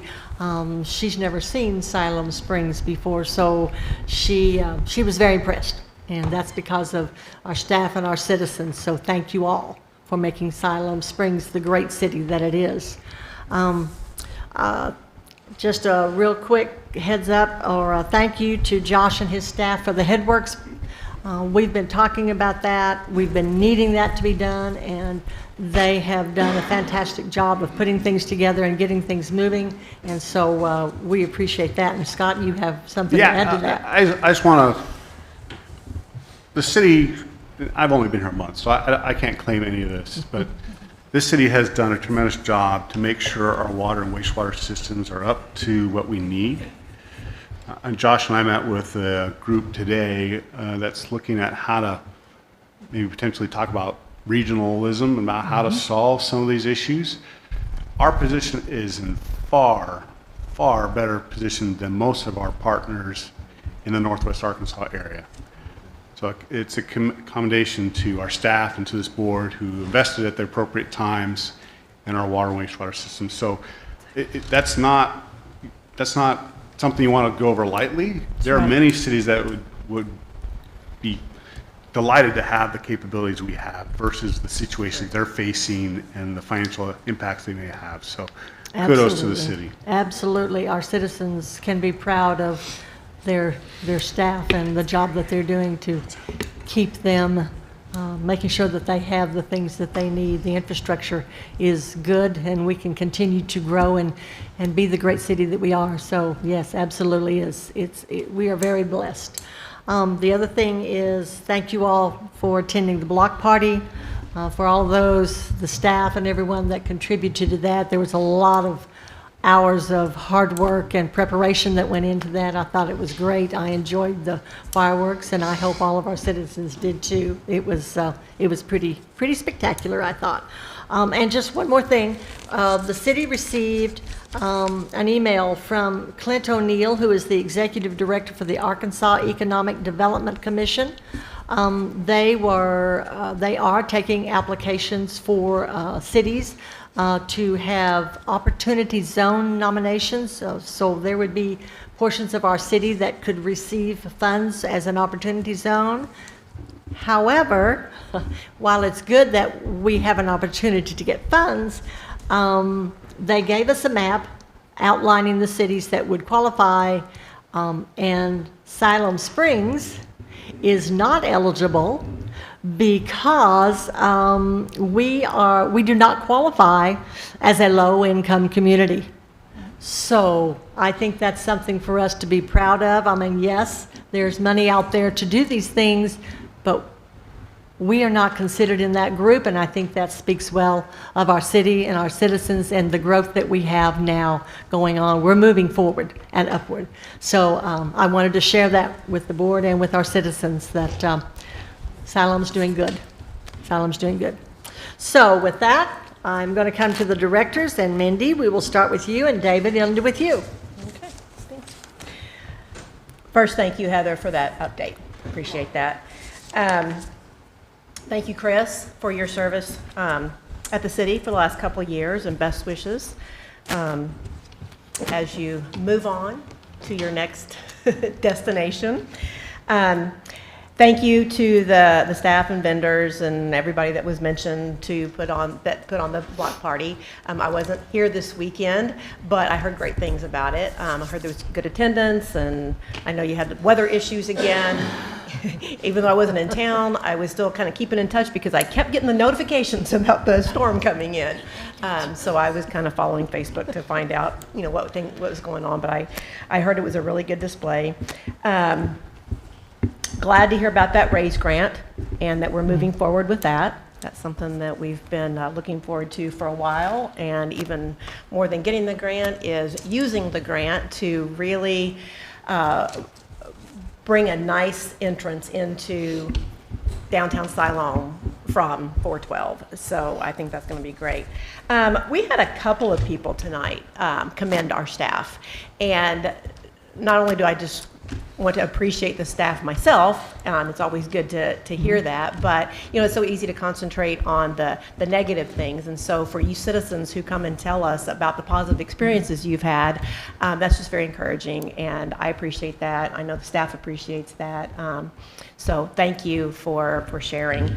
And finally, as Director Burns said, he was happy that we're just talking about bikes and trails and parks. And I just want to echo that sentiment, especially when spring hits and then throughout the summer. Our parks and our trails are used.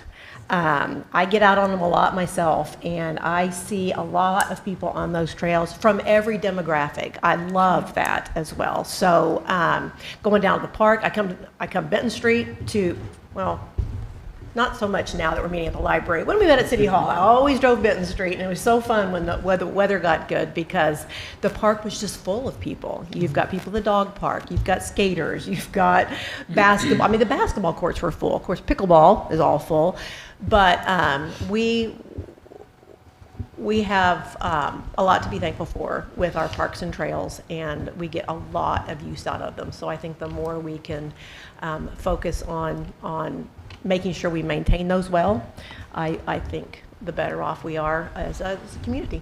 So, thank you. Thank you, Mindy. Ken? I don't think I can add anything to that. That was a lot of words in a short amount of time. That was pretty good. So I'm not even going to try. I'll just let you pass me by tonight.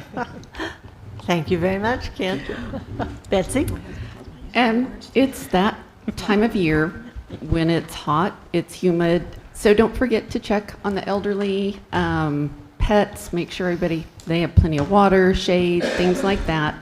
It's easy to forget about your neighbors or other things when, you're hot and busy. And I wanted to thank the mayor for sharing that, about that we do not qualify. That is wonderful news, and I think just shows we are moving in the right direction, which also shows what a great staff we have. I really, really appreciate them, and I think it says a lot that we keep hearing from the public that what a great job they do. And I think Josh, as in his position, has been absolutely fantastic. And the things he's doing, the money he saved, he's on top of things, just absolutely wonderful. Along with that, though, I am really upset with Chris Paxton. I let him know the other morning. Chris is fantastic. I joke about he's like a computer. He opens his mouth and whatever code, whatever state statute, whatever information just starts flowing out. When I need help with things, planning and development is not my area of expertise. Healthcare is. And he does a great job explaining things or helping me when I don't like something, when I think something is dangerous, or he's been wonderful, and I have really, really appreciated everything he's done for this city. Despite being upset with him, I do wish him the absolute best. And it was wonderful to have the governor here. That was quite an honor, and just a wonderful event. So thank you, Randy. And let's see, I did not attend the 4th of July gathering, but I was very appreciative that there was a recording of it. As I have mentioned before, I have a 110-pound dog who's absolutely terrified of fireworks and storms, even when he's on medication. So that was what I did, was stay home with him. But I watched online later, and it was a great show. So thank you to staff and to everything y'all do. Y'all are fantastic, and I appreciate all of you. Thank you. Thank you, Betsy.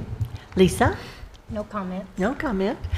Before I go to you, Reed, just real quick, talking about our fireworks show. In the past, this board has wanted it to be better and bigger, and we've talked a lot about that. And I found out from one of our other staff members that Jason Davis had a lot to do with the fact that we had as good a show as we did, and didn't cost us as much money as it would have otherwise, because he knows fireworks. He is a certified pyrotechnic.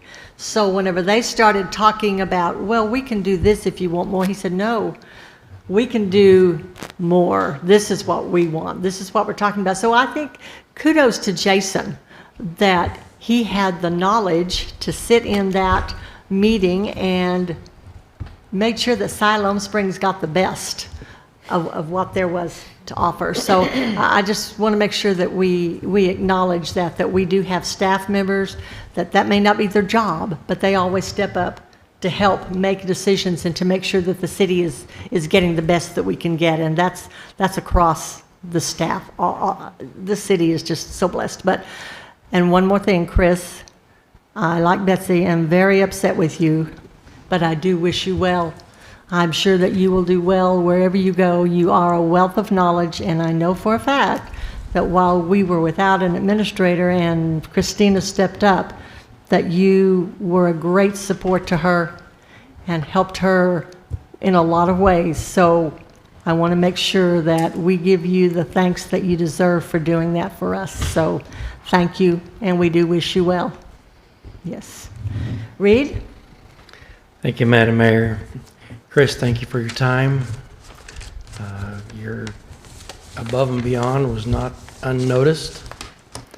Sounds like somebody else found out about it and made a good offer to you, but we're glad for the time you've had with us. Jason Davis, I did not know you were a certified pyro, but you're my hero now, so wherever you are. I had a chance to go to the Arkansas Municipal League and to kind of piggyback on what Mayor Nation spoke about, how we are in a wonderful position. You go to some of these breakout sessions and you'd get in groups of 6 or 8 and you'd kind of talk over what you're going through. And I was literally ostracized because they're like, you're from Siloam Springs, you don't have problems. We have issues to deal with. We would love to be where you are. And it was in a joking manner, but it was very real. We have some wonderful things that are happening. We're heading a wonderful direction. It's very positive to see that even when you get to the state level. Concerning Governor Sanders, I was able to hear her give a short speech, and I heard a couple things. She spoke to us about what's going on, where we are as a state, and some very good things happening. But she also took that moment to say, we want to listen. And she brought her cabinet here so they can listen. And that's not something you hear all the time. Many times, especially politicians, they're very ready to tell you what's going on and where they're going, but they're not ready to listen to us. And she took that moment, and I think her staff follows suit with that, so that's very good to see. And I kind of picked up on a couple words, and then they stole them from me right out there. They didn't ask my thoughts at all on it, but they used the word common sense. And Arkansas, as a state, has been working through that, and I think that's kind of a mantra for Governor Sanders. And well, I thought I had something original there, but she just took it right out. Anyway, you know her, not me.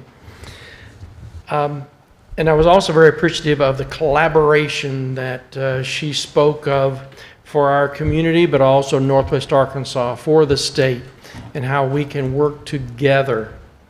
And that form of unity is what's going to take us to the next level. I want to bring up Fourth Friday. It was a good event. I think it was a little light attended, but I think we're working on getting a communications director, or whatever the title is, where we can get that word out, because we put together a good piece there, and then the music was a little noisier than I'm accustomed to, but I thought it was well done. Very glad for the July 4th. I thought that the city was well represented in what we did and how we did, as Mayor Nation made comment on. I feel like we're finding our niche. That's my fancy word, or niche, or however you want to say it. We're doing some mill and overlay that's happening around the community, And that only happens when you have a good foundation for the street. It's not like you're just trying to do a quick Band-Aid, but you've already got a good foundation. You're just redoing that top portion of it to where it looks as good as the base does. And I'm seeing that pop up all over the city where we're able to get in and get that done and get it striped or stripped or however they want to use those words. But I think it's really neat to see that, and I feel like we've found our place. Instead of trying to do the whole road, what can the city do and what do we need to farm out? And I think we're getting to a good position with that. To me, it just shows excellence in knowing who we are and where we're going, and I'm very proud to be part of that. And lastly, I want to speak about the bikes. I'm not going to try to steal any thunder from Brad if he's still awake.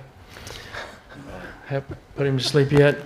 But we've got issues that we're working with on the trails with these electric bikes, what have you. And one of the things that I've kind of seen, we're all kind of looking over there to Chief to handle this, and I don't think it needs to all be on his shoulders. I think between the police department, fire department, the school district, Parks and Rec, city employees, we as parents, I think we need to carry this burden along with them. Yeah, they're the ones that get to do the complaint-driven tickets or warnings or what have you, but I think it's going to take all of us to get this done and not just put it all on their shoulders. But I do appreciate what is happening, and I don't know where we rest with this, but I'd love to hear about the collaboration that we have with the school, with police and fire and first responders. What are we doing as a community, and how can we as citizens step up and be a part of this so we can protect especially our young people? You give someone a motorized vehicle that is not familiar with it and they know that they're immortal, things can happen. So what can we do to step in and help be a part of the answer for this? And I'm looking forward to, if that's a possibility, that we can be able to let our citizens know what's happening and how maybe they can be a part of it. Thank you, Madam Mayor. Thank you, Reed. Brad? Wake up. Thank you, Madam Mayor. My takeaway from Director Carroll is common sense is common ground. Abbreviated everything you said. And I did a flyby by the Capitol Barn. You're welcome, Randy. I don't know if that'll be the future name of that facility, and it was a flyby. But I do thank the governor and the cabinet for visiting, and this will also be new. The Portal City of Northwest Arkansas, you're welcome. And the fireworks this year, the best I've seen in quite some time. Yeah, absolutely. And I really was into the finale. My dog sleeps in the back seat of the truck, unmedicated. So I don't know what that means about either one of us, but I thought it was over, and then you came at us again, and everybody likes a good finale, so I appreciate that. And I like the financial report, the sales tax and utility sales slides. That just clarifies it, and we have a lot of folks out there. I know it's going to help them, and maybe they won't show up at the podium, so we'll find out. And then Chris, I only ask one thing: leave behind your stormwater management criteria. Thank you very much. Is that it? Yes, I'm sorry. Yeah, that's all I got. That's it. Okay, thank you. David? I'll make up for him. I've got quite a few points. Thank you, Madam Mayor. It is very nice to hear compliments of staff and what we heard about from the Lawless Heritage Ranch annexation. It was a real nice thing to hear. Common sense is not so common. It was nice to hear our governor talk about it, but it's not so common. And I'm glad that that is front of mind for her, because that's the way good government should operate, is if it doesn't make common sense, it should not be something that they get into. Our city administrator had to read a full page. Let me tell you, last year, Christine had to read 3 or 4 pages just like that. And we even had to take a break It was a long, long, long thing. And it was all because there was only 4 out of 7 votes. Now, in the past, back in the day, if that happened, usually somebody would cave and say, all right, I'll change my vote. But not back then. Not with Christina. That was quite a deal. We did the signatory authority ordinance tonight. I would like to see us get some of the signatures of former employees off of our auto document things that we've had, if we can eliminate that in the near future. We have stuff that's left over, and if we can get some of that fixed, so we don't have any former employees on the auto pin. Yeah, the auto pin.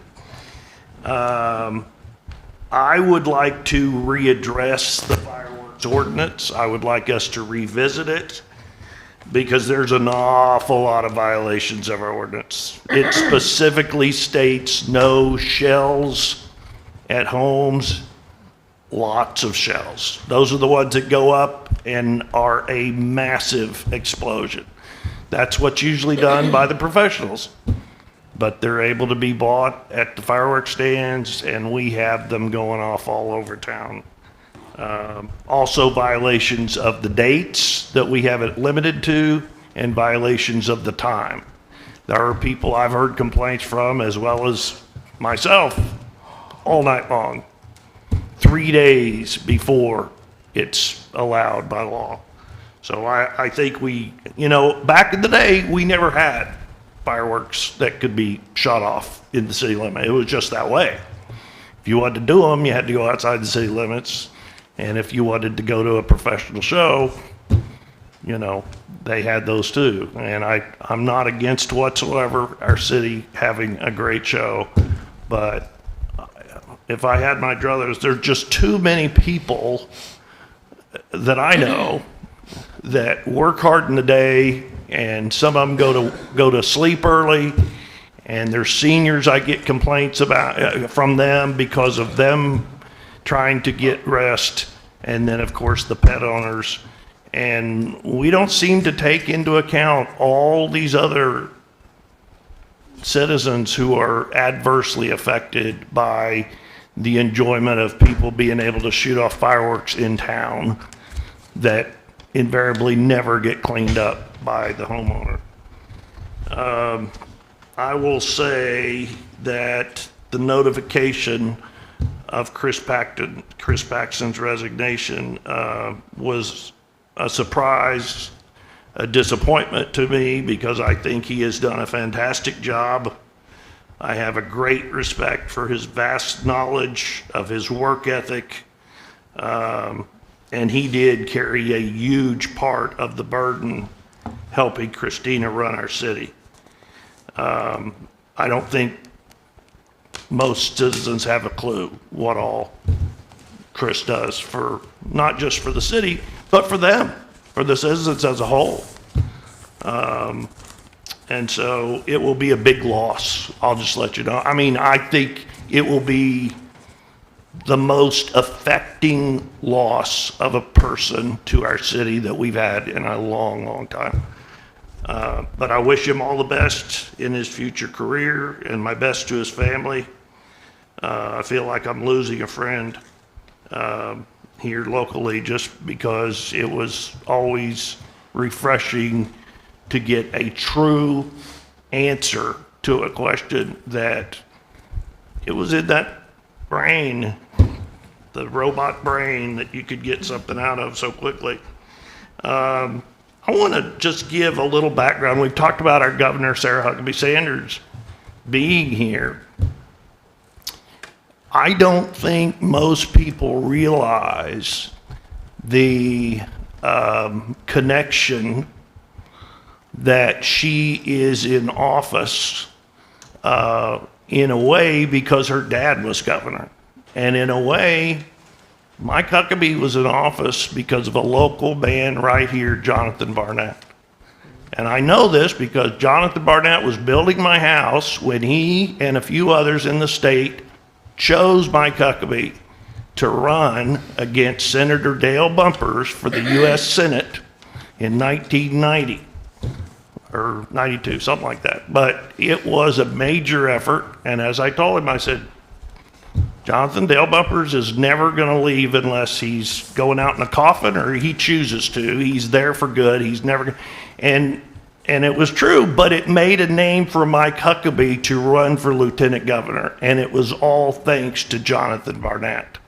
He and Mike went to Boys State together. They'd known each other since they were young, and he helped get him in office. He and his son Joe flew Mike Huckabee all over the state running for office. And when Mike was lieutenant governor, the corrupt Democrat that was in at the time, Jim Guy Tucker, had to resign, and Mike Huckabee became governor. And he was there for 10 years, and then 2 more terms that he was elected. But because of Mike's position and being so instrumental in our state, and then himself running for president, allowed his daughter Sarah to become a fixture in the Republican Party and actually have such an important role at the federal level. And so I just want to say, I don't think a lot of people understand the importance of a man who grew up here. If you are appreciative of our governor and everything she does, if you see Jonathan Barnett, you should thank him, because a big part of it, yeah, it's a domino effect, and some people can say, oh, that's not true. It is true, and it all goes back to what he did many years ago. And I don't think he gets the appreciation he deserves, but if you see him, you should tell him. So I just thought that was a little history lesson most people don't know about. And with that, I will say, Madam Mayor, motion to adjourn.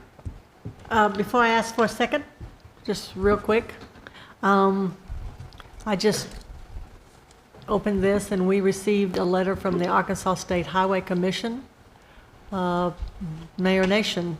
They are notifying us that the Arkansas Department of Transportation, along with the Arkansas Highway Police, are going to take efforts to educate and enforce compliance with Arkansas laws governing the secure transport of waste materials in vehicles beginning next month. Arkansas law prohibits individuals from littering on public property and requires vehicles transporting waste, garbage, or other materials to secure their loads to prevent debris from escaping onto roadways. Violations may result in misdemeanor charges, fines, community service, and responsibility for removing any litter or debris caused by the violation. The purpose of this letter is to notify you of our awareness and enforcement campaign focusing on vehicles hauling waste. So just to let you all know that the state has let us know, and I'm sure every other community, that they are going to start enforcing the law that is in place. So if you have friends, neighbors, people you know that hauling debris, they are getting very serious about it. And so just wanted to pass that along because it was meant for our citizens and our community. So I had one last thing I Yes, forgot. sir. I am often late in catching up on the local news. Sorry, Mark Hyatt, but I don't always read your paper weekly. I just read a really nice summary explaining how incredible the Simmons Food success story is. That book was written by Preston Jones.